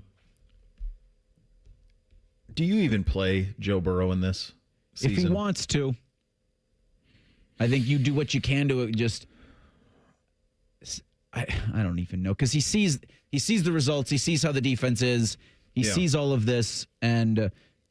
a logical, sane person would say, no, I want no part of that. Let's try it again next year. But I don't know if Joe's going to be thinking about that or if he just wants to get back on the field and play. I think he wants to play, right? The question is there anybody down there with enough power or juice to say no? There isn't. And if he wants to play, I think you let him. Now, if there is no way he can re-injure himself, like if he's fully healthy, now you don't rush him back. I don't think he plays Thanksgiving, right? No way. Because he's not ready. He's not ready. But if there's a chance, and maybe after this stretch of games, maybe not against these teams that they've got coming up here the next 3 weeks, but the schedule down the stretch, I believe the last 3 is pretty manageable. I mean, it's a Sunday night game. So they've got Patriots this week, at Ravens on Thanksgiving, at Thursday. Bills, Ravens at home, at Dolphins, and then Cardinals Browns. So maybe those last 3. Right, but big picture, do you think Bengals fans even want that? Because you don't want a 3-game winning streak at the end. What good's that do you? Be terrible for their draft prospects. I'm with you guys. I would not. But like you said, who down there is stopping him? Mike Brown. He does what he wants. I would say that's probably true. Hope he's got a good analogy ready. Yeah. I don't know what pie that would be. Let's hear from Zach too. One thing that he was quite, because obviously they had all the expectations in the world. He was asked if the losing becomes who they are. Here's his answer to that. That's a bad place to be, and unfortunately, that's we've done a lot of that. But we can't numb ourselves to that. You still got to feel the pain when you walk off the field and the mistakes that you make and the opportunities that you missed. It's still got to feed you moving forward. But we also can't forget what winning does for us. Just one win can change the whole trajectory of your season. And why not this week? We're going to put everything we got into it. Again, I believe in everybody we got, and we're going to fight to find this win this week. All right. Here was Zach's update on Joe Burrow as well. He did 7-on-7 last week, came out of the week feeling good. And so then this week, the plan will be, let's get to Wednesday and see if we can work in some 11-on-11 and go from there. So I think before we ever do that, there's no reason to have a discussion on what the timeline is beyond that, because there's just steps we got to follow. 7-on-7, great, did individual. And now we continue with the rehab phase next week, and that's 11-on-11. That's getting bodies around him, seeing how he feels, seeing how he moves. And so until we've done any of that, there's no reason for me to speculate on where it's going to be. Guys, he's playing. And I think he's going to play Thanksgiving based on that. That Thursday night game against the Ravens. Yep. It's insane that he's going to do it. I would say no, it's insane. It's insane for him to go do this. I agree with you. But do you think sometimes I think sometimes those of us that talk about it have a little bit of, I'm with you. I want to make that abundantly clear. I would not put him on the field at all. I would say I'll see you in 2026 and we'll deal with it then, and we're going to go 3-14 and we're going to pick 5th in the draft, and maybe we get Caleb Downs and it solves our safety issue for the next decade. Maybe that's what I would do if I was in charge of it. That's how I would handle it.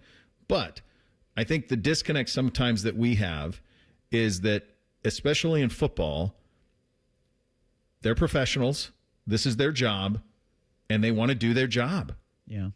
They want to do their job. And I'm sure for Burrow, who is now, 29?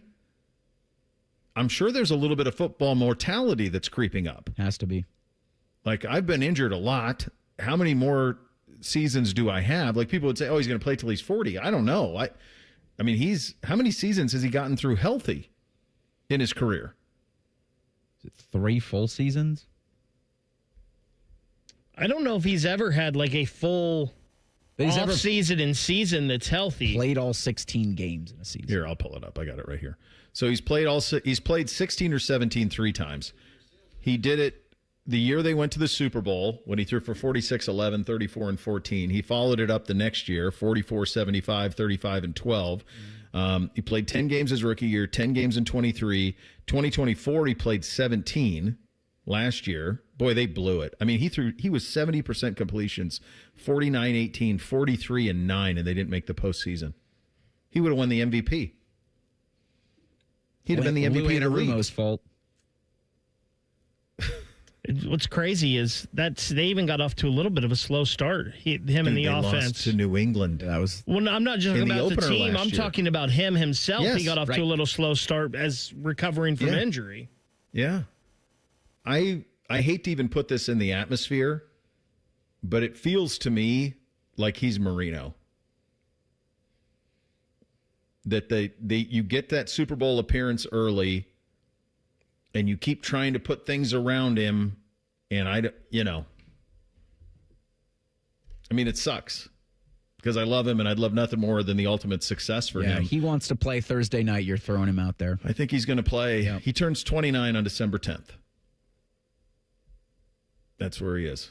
So if this season will be in 6 NFL seasons, he's made it through half of them healthy. And that's the reality of where he is. But the tone and everything down there tells me that he's going to play. And I think by the sounds of that, Zach, soundbite right there, my hunch is it could be Thanksgiving night against the Ravens. The Jackets back out it. They salvaged a win last night after it almost all came crashing down in the third period. They're in Winnipeg tonight, so we'll have a little Shelley time in 2 minutes. Bishop and Friends right here on The Fan. Rick Germain called me the other day and said, Mikey, we need you back at Germain Nissan. The dealership misses you, and people are forgetting how awesome Nissans are. I'm a dude that's owned pretty much every Nissan under the sun, and I'm excited to go back in and get my hands dirty. You have to be crazy not to consider a Nissan from Germain Nissan. J.D. Power ranked Nissan #1 in customer satisfaction among mainstream brands. Plus, with Germain's $1,000 price promise, no one will sell you a Nissan for less. Germain Nissan, 4300 Morse Road, GermainNissan.com. Imagine the perfect chicken tender.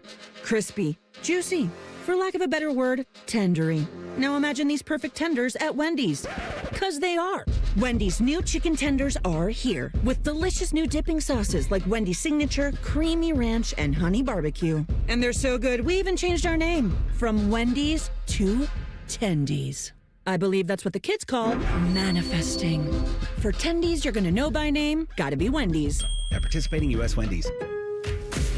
Here for the Lowe's early Black Friday deals? You're right on time for some of our biggest savings. We're talking up to 50% off select major appliances. Plus, up to an extra 25% off when you bundle select major appliances. Holiday lights going up soon? Select ladders are up to 50% off right now. Get Black Friday prices without the Black Friday crowds. Lowe's, we help, you save. Valid through 11/19. Selection varies by location. Select locations only. While supplies last. See Lowe's.com for more details. Oh, no. Ah, that's the sound of someone who's misplaced My debit card. their debit card. Where did I leave that thing? Not at the gas pump, or the checkout counter, or the roof of your car. Now, if he has the Chase mobile app, he can use Card Lock. Wait, I could just lock my card. Yep, just a few tippy taps on his phone, and that sound? That's peace of mind from Chase. Chase mobile app is available for select mobile devices. Message and data rates may apply. JP Morgan Chase Bank N.A. member FDIC. All your favorite fan shows are available when you want them. Head to 971thefan.com and hit that subscribe button. The Fan, Ohio sports destination. The gloves. It's Shelley time. Sponsored by Midwest Cards. Experience collecting in a whole new way. All right. So I'm watching the game last night, and this gets sent to me by Ryan on social, and it's a clip that aired on the Sports on Prime Canada broadcast of the game that included the information that Sidney Crosby's first autograph was yours. How have I not heard this story? What a lucky kid. Yeah, I was playing junior hockey in Halifax for the Halifax Mooseheads. And I was from Yarmouth, Nova Scotia, 4 hours south of Halifax. Growing up in a suburb of Halifax, about probably 20 minutes from our rink. So he watched a lot of games, watched training camp, hung out at the rink for hours. I didn't know who he was. I mean, I would not remember that. Mm-hmm. He was like 7 years old, but we had a conversation with him a couple of weeks ago when he was in Toronto, and I asked him, I said, was it true that you got my autograph? Like, he goes, yeah. And he told me the story about getting our team autograph, and I was the first one he got. Pretty cool. That's unbelievable. That's such a cool story. The picture that God, you're an Adonis too. How handsome. I mean, unbelievable. A young Shelley time. Oh, I know. It used to be really something. Really were. Just an electric look on you. When did you become aware of the story? You know what? I was playing. I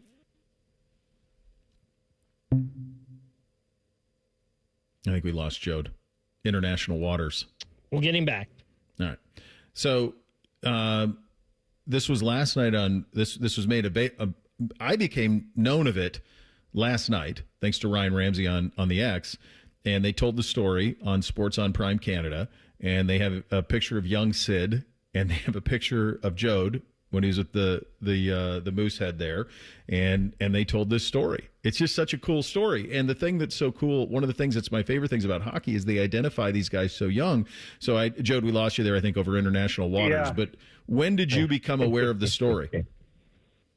Yeah, I was in a pregame skate, and the Penguins were kind of watching, milling around, and the radio guy, Phil Bork, the old 2-9er, they call him in Pittsburgh, called me over, and he told me the story. I was like, wow, that's really cool. Thanks for sharing it. And that was a long time ago, and I just kind of remembered it and asked him 2 weeks ago. So, yeah, small world, the hockey world, and imagine, like, the kids now growing up in Columbus, who knows who's next. Right. But there's kids in Columbus who will get a chance to live out a dream too, with what's going on with the growth of hockey in the area. There's no doubt. Last one on this. When was Sid, because you're from that area, you played in that area, from that area, when was Sid, did people realize that he was special? I think How it old? was like 12 years old. Yeah. You heard about a kid that was doing great things in minor hockey, saw the articles, maybe even before that, maybe when he was 10 years old. God. You know what I mean? Like, it was identified early. And then he went to Rimouski when I had already left. I was gone to play pro, but he went to play junior hockey up in northern Quebec. It's just a remarkable thing how they can identify them so young. Well, he was dominant. Yeah. I mean, it was domination. Mm-hmm. Everyone has, there's kids all over that are really good at, the craft, but then there's people, and look at him now, even like he stands out among the best. Like these kids they stood out amongst the best for forever. Yeah, they really do. Look, good news, bad news. Good news, you get the points and you get the win, and it was fun, and you get a shootout win. And Jet Greaves in the overtime period last night was just on his head. Marchie was unbelievable again. But the other side of that is you gave it all up in the third. How do you balance the positives of getting the result, and then also, boy, the ice got tilted in the wrong direction in the third in a big way, and how do you prevent that from happening? Well, I don't know. I mean, it's you take the win and move on. Then you can work on that as the season goes on. You learn from those moments, but you find a way to win. I think that's the most important thing. And Jet Greaves made some massive saves, including in overtime. I mean, he made one in overtime. It was just all-world save. And he made key moments. He stopped the puck and got the whistle at key moments, controlled the D zone as well as he could. Yeah, you don't want to see the team back off, right? But you do have to credit Montreal that they got some speed. They got some things going. They were getting pucks back after opportunities and jumping plays, and they took higher risks. When teams are down, you're going to see them take higher risks. And for the Blue Jackets, they played like a penalty kill for a lot of that third period was make sure you get the puck out, make sure you get it in. We got a 2-goal lead. So I'm not overly concerned about it. The schedule is the schedule. I was just sitting here talking to the media members of the Winnipeg Jets, and everywhere I go, everyone's talking about the schedule. Mm-hmm. You look at this one. We just got back from Western Canada, and we're back in Western Canada on a back-to-back. So that was a must-win. It does, and I think the first game back, they did a good job against the Oilers. Against the Rangers, they looked tired to start, but they were in the game. I think that's a good sign. It's not a team that they find a way to bring their B game. If it's a B game night, they play and get through it and figure out that they can get a point or two. That's a good sign for this team early, because it's the teams that are collecting losses with no points right now that are going to be falling out of it if they can't find ways to just generate those wins. Oh, no doubt. I would sign up for this top line for a long time, buddy. This looks to be pretty special. Yeah, highly underpaid right now is what you're saying. I mean, Fantilli is in, there's no talks, but there's talks. He can be signed up. Yep. And Marchenko, to me, looks like he wants to be the next superstar in the National Hockey League. I agree. He's 26 years old, and he's got the pedigree and the skill, but he's also now got the attitude and the mindset to be like his window of 10 years is now. And this could be exciting. So, yeah, it's an electric top line. And put them with Zach Werenski. That's the other thing that you look at, right? Like, you look at teams that have that defenseman and the luxury of playing on the ice with Zach. That's another rocket on the line as well when they're out there together. It's funny you said that about Marchie, because I was I talked about it off the top of the show. There is a charisma to him this year. Mm-hmm. I mean, he was so great last year, but it's like the idea that he came back like wanting more. There's a little bit of a cat ate the canary with him. Like, it's almost like he's got it all figured out. Like, you can't take your eyes off him. No. He is fun to watch. He's got the hair flowing. He's got the moves. 86. He's worked at it in the off season, works at it every day. And his smile and his appreciation he thanks all of us as he walks out of the room. We haven't even talked to him. He just walks by and says, thank you. Like, it's authentic. Mm-hmm. It's infectious. That's an important. And then to have Voronkov, who barely speaks English, but gets a chuckle and the best out of everyone in his own way, that's a good combination to have. Yeah, really is. Sure. I saw this comment. Porty had it. So Elvis tonight, I guess Porty was talking last night. He was sick when he played in Vancouver, sick when he backed up Greaves in Edmonton and Seattle. And then I guess he was made aware by the media last night that he's starting tonight. And he said, "Am I awesome?" What do you make of that situation? It's not really a team concept comment, I don't know. It kind of puts it out there that he's not happy in a way, I would guess, just in my opinion. Mm-hmm. And why would he be? He wants to be the number one goalie. He stated that a few years ago, and now he's lost that position because he was sick and someone else has been collecting points, and that's Jack Greaves. Jack Greaves has collected points, I think, in every game he started. Mm-hmm. And how about that? Like, I think 3 or 4 of the games have gone to a shootout. Like, this guy's played a lot of hockey here, including a back-to-back in the last week. So, yeah, if he gets a break tonight, that's wonderful. But the opportunity came, and he grabbed it. So, that's where he's at right now. It's okay if he's not happy. He's got to come in tonight and do his job and match what Jet has done. And that would be a great thing for the team, because this is going to be he's the most rested guy in the lineup tonight. He'll be the busiest, and everyone's going to put their best effort. The team got here at 2:30 last night to the hotel. 1:30 local, because we gained an hour. Mm-hmm. They're at the rink today. There's a stretch here. It's going to happen in about 20 minutes, and then they're going to get prepared for this. This is probably the toughest back-to-back of the year. How long's the flight, even on Blue Jacket Air? 2 hours and 30 minutes. I was kind of surprised by that.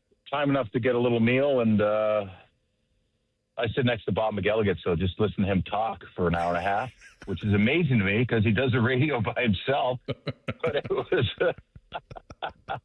made the time go quick. Until he falls asleep, he talks. So I'm like, yeah. It was a quick flight, 2.5 hours. I was kind of surprised. All right, buddy. Look forward to the call as always, and we'll do it again soon. Thanks for your time, pal. All right, Bo. Thanks, buddy. All right, a little bit of Shelley time for you. Jackets and Winnipeg Jets tonight at 8 o'clock, so fan pregame starts at 7:30. 3 Thing on a Tuesday. Coming up next, Bishop and Friends right here on The Fan. Progressive Insurance. Not only does Progressive let you bundle your insurance, they also give you round-the-clock protection. Get a quote today at Progressive.com. The Daily Ryan Day Show is brought to you locally by your Central Ohio Toyota dealers and by Hyde Park Prime Steakhouse on The Fan, Ohio's sports destination.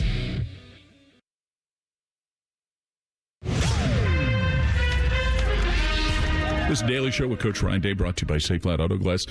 After digesting the film following the UCLA game, did you see some things from the rushing game that you like with them taking their development? Yeah, there was a lot of things to take off the film. I thought the guys played hard, finished. Some of the guys up front really were finishing downfield, and in particular, the left side of the line and Carson played really good. Luke and Austin. That the running backs took another step, just getting to the second level and then making some guys miss. Ran physical. So I thought all of that was positive. Again, nothing's perfect, but we were able to get some explosive runs in there, and that was everybody involved with it. And we know that there's going to be more resistance here coming up. So we got to make sure we're looking at it from the right lens. But there was growth there. Okay, we'll have another comment in just a moment. Hi, this is Paul Keels. This Buckeye season, don't let a broken windshield ruin your game plan. Safe Flat Auto Glass makes it easy to get your windshield fixed with their mobile glass shops all over Central Ohio. They can come to you anywhere, giving Buckeye fans more time for game time. OH? Man, I love that. Schedule at SafeLight.com. Safe Light Auto Glass is a proud sponsor of Ohio State Athletics. Safe Light Repair, Safe Light Replace. Buckeye fans, choose chill. Coors Light is cold lagered, cold filtered, and cold packaged for a smoother finish. It's got that crisp, refreshing taste that makes those moments when you choose to rise above the noise and choose chill even better. Coors Light is a proud sponsor of Ohio State Athletics, so crack one open and take a sip. Coors Light, choose chill. Celebrate responsibly. 2025 Coors Brewing Company, Golden, Colorado, beer. Coach, when you talk about the running game, is there something that us lay people maybe wouldn't necessarily see as far as running backs and offensive linemen being in concert with one another? Yeah, well, we call it phase. For instance, when, let's just say we're running a gap scheme where there's a puller, that running back has to be in the right phase. The second puller has to be in phase with the first puller. And, all of that comes into play just based on how those runs fit and how they enter the blocks, and then obviously the read and the vision of it all. A lot of times in zone schemes, it's the running back's responsibility to press their landmark, really draw the linebackers towards the double teams, and then either hit it front side or find himself winding back. And that's all part of how this works. And they all have to understand, based on where the back is, how that shakes. And we call it the string. The string is really, where the ball is in comparison to where my man is and how I'm blocking. And, if a back is offset or, we're under center or maybe he's in the pistol, all those things are, taken into consideration so that you have the right leverage on your block. When we talk about leverage, we're talking about an advantage on the play. So, if I'm on the outside shoulder, my leverage is on the outside. And, you're always fighting this game of leverage when you're talking about the run game.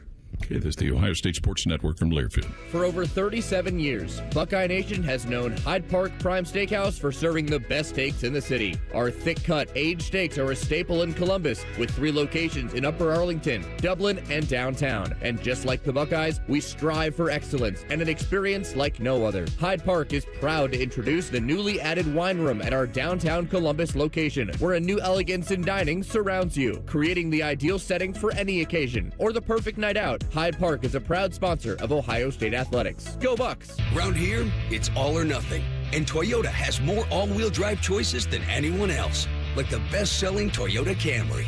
Now through December 1st, get 4.75 APR financing on remaining new 25 Camrys. Or lease a new 26 Camry LE for $269 a month for 39 months with $36.99 due at signing. With approved credit through TFS, tax, title, and license extra. Call 1-888-36-TOYOTA for details or go to Toyota.com. Toyota, let's go places.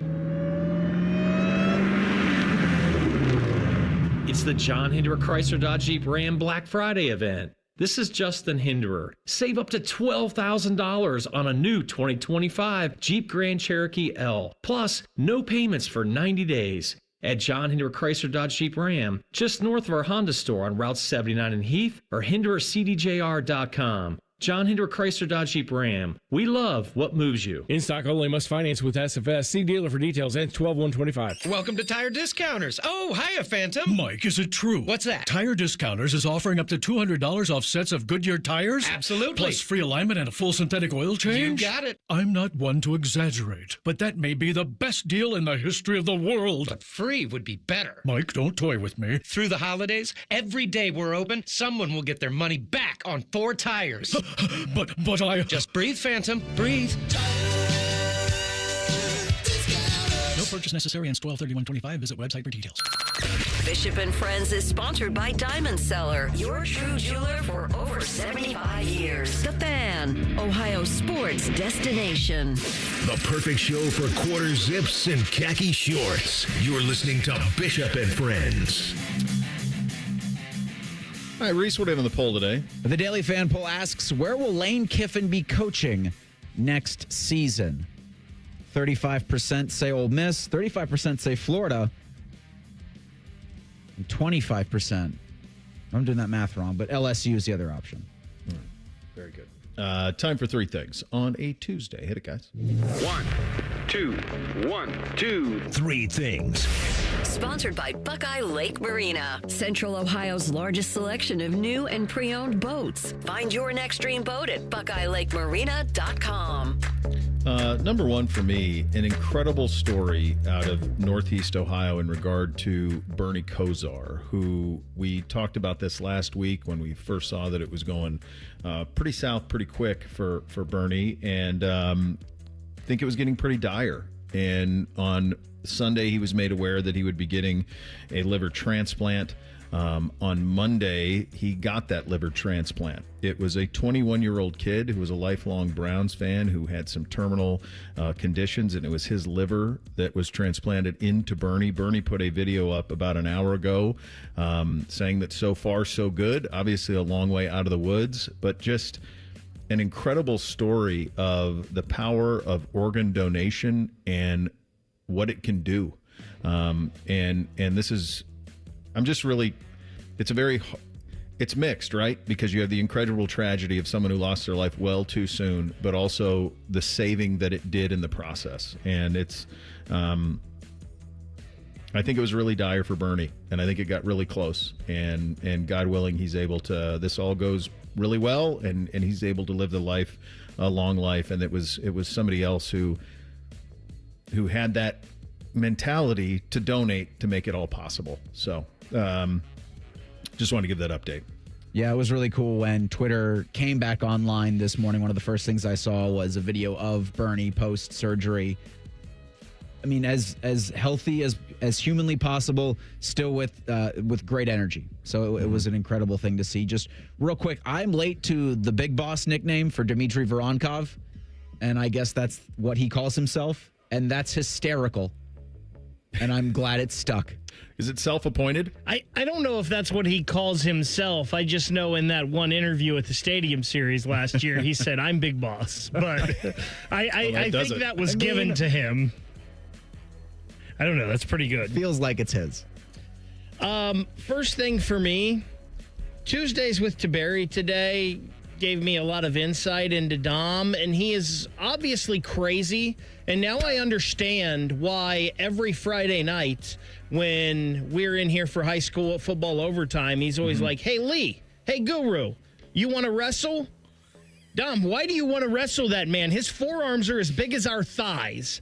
Like, you're not winning against that guy. Like, what? Is he just a glutton for punishment? He would walk around 10 TV, and he would go to various folks in the control room, and he would go, hey, you want to mount me? Like, he loves tomfoolery. He just loves it. Speaking of tomfoolery, number two for me, last night we're at the middle school, and I'm practicing with Bootsy, and NBC's wrapping up his 8th grade practice, and one of his buddies got hurt, and I wanted to go give my well wishes to one of his buddies who got hurt. And I walk in the locker room, and the lights are off, and these idiots are, like, throwing balls at each other, like, just doing stupid crap that 8th grade boys do. And as I open the door, the first kid I see is NBC. And I don't know exactly what it's like for a human being to see an actual ghost, but I can tell you I know what it looks like now. And all he said to me was, "Dad, please." So I didn't embarrass him. I handled it at home when we got home. No phone privileges for a while. And I don't even know if he was the main instigator, but he was in a room, and there's a lesson to be learned about when you're in a room with hijinks, you get the hijinks on you as well. But yeah, the look on his face was pretty priceless. Second thing for me, there's Maction tonight. Ohio hosts Massachusetts. Traditional Mac Power, Massachusetts at 7 o'clock. And here's how screwy of a season it's been for the Bobcats, where at 0-10, I'm still nervous whether or not Ohio can beat the Minutemen. 0-6 in conference play, Massachusetts is, and I'm still nervous. Time for that, right? This late in the year? Second thing for me, I know it's really hard when all of these people and these conferences and these leagues go into making their schedules for the year. We have Ohio State hockey over on the Fan too sometimes, so I was looking at the Ohio State hockey schedule just to see what was coming up. And I noticed that Ohio State is at Ann Arbor this weekend, this Friday and Saturday. And then next weekend, they'll be out in Tempe to take on Arizona State. Now, I don't know all the logistics that went into this, but sure seems like having Ohio State in Ann Arbor for a hockey series Friday night and Saturday around the game, that sure seems like it would have been a win to me. Well, and I know I'm not supposed to say nice things about that team up north, but Yost is pretty amazing as a venue. They play good hockey up there. Yeah, it's an awesome venue. Number 3 for me, I absolutely love that Jody, Shelley, Sidney Crosby story. That is such a crazy story that his first autograph was Jody's playing juniors. And then the other part of it that's so cool is how these hockey folks can identify these kids so damn young, and they never miss. If they tell you a kid is great at 10, they are. There is something in their scouting. I don't know if it's Bob McKenzie's DNA all over. I don't know what it is, but they hit them. When they identify them, they are studs, all of them. If Cloudflare is not down, I'll post the video that was sent to Bo at 971BFS so you can see a very young Jody Shelley. It's an incredible sight. I found out yesterday as I was trying to get the leaves raked in the yard. I got about 3/4 of the way because I gave myself an hour, and it's going to be raining for the next week, that I really enjoy just being out there raking leaves. Because my neighbor came out and she offered, they have a leaf blower. And I was like, you know what? I'm good. I'm good just doing the manual labor. Reese, because I'm crazy. 2 things to that. 1, that means you're getting old. And 2, I'm weird like that with shoveling snow. Like, there's just something about it that's like therapeutic to me. I don't Peaceful, know. Yeah. I really don't identify with either of those things.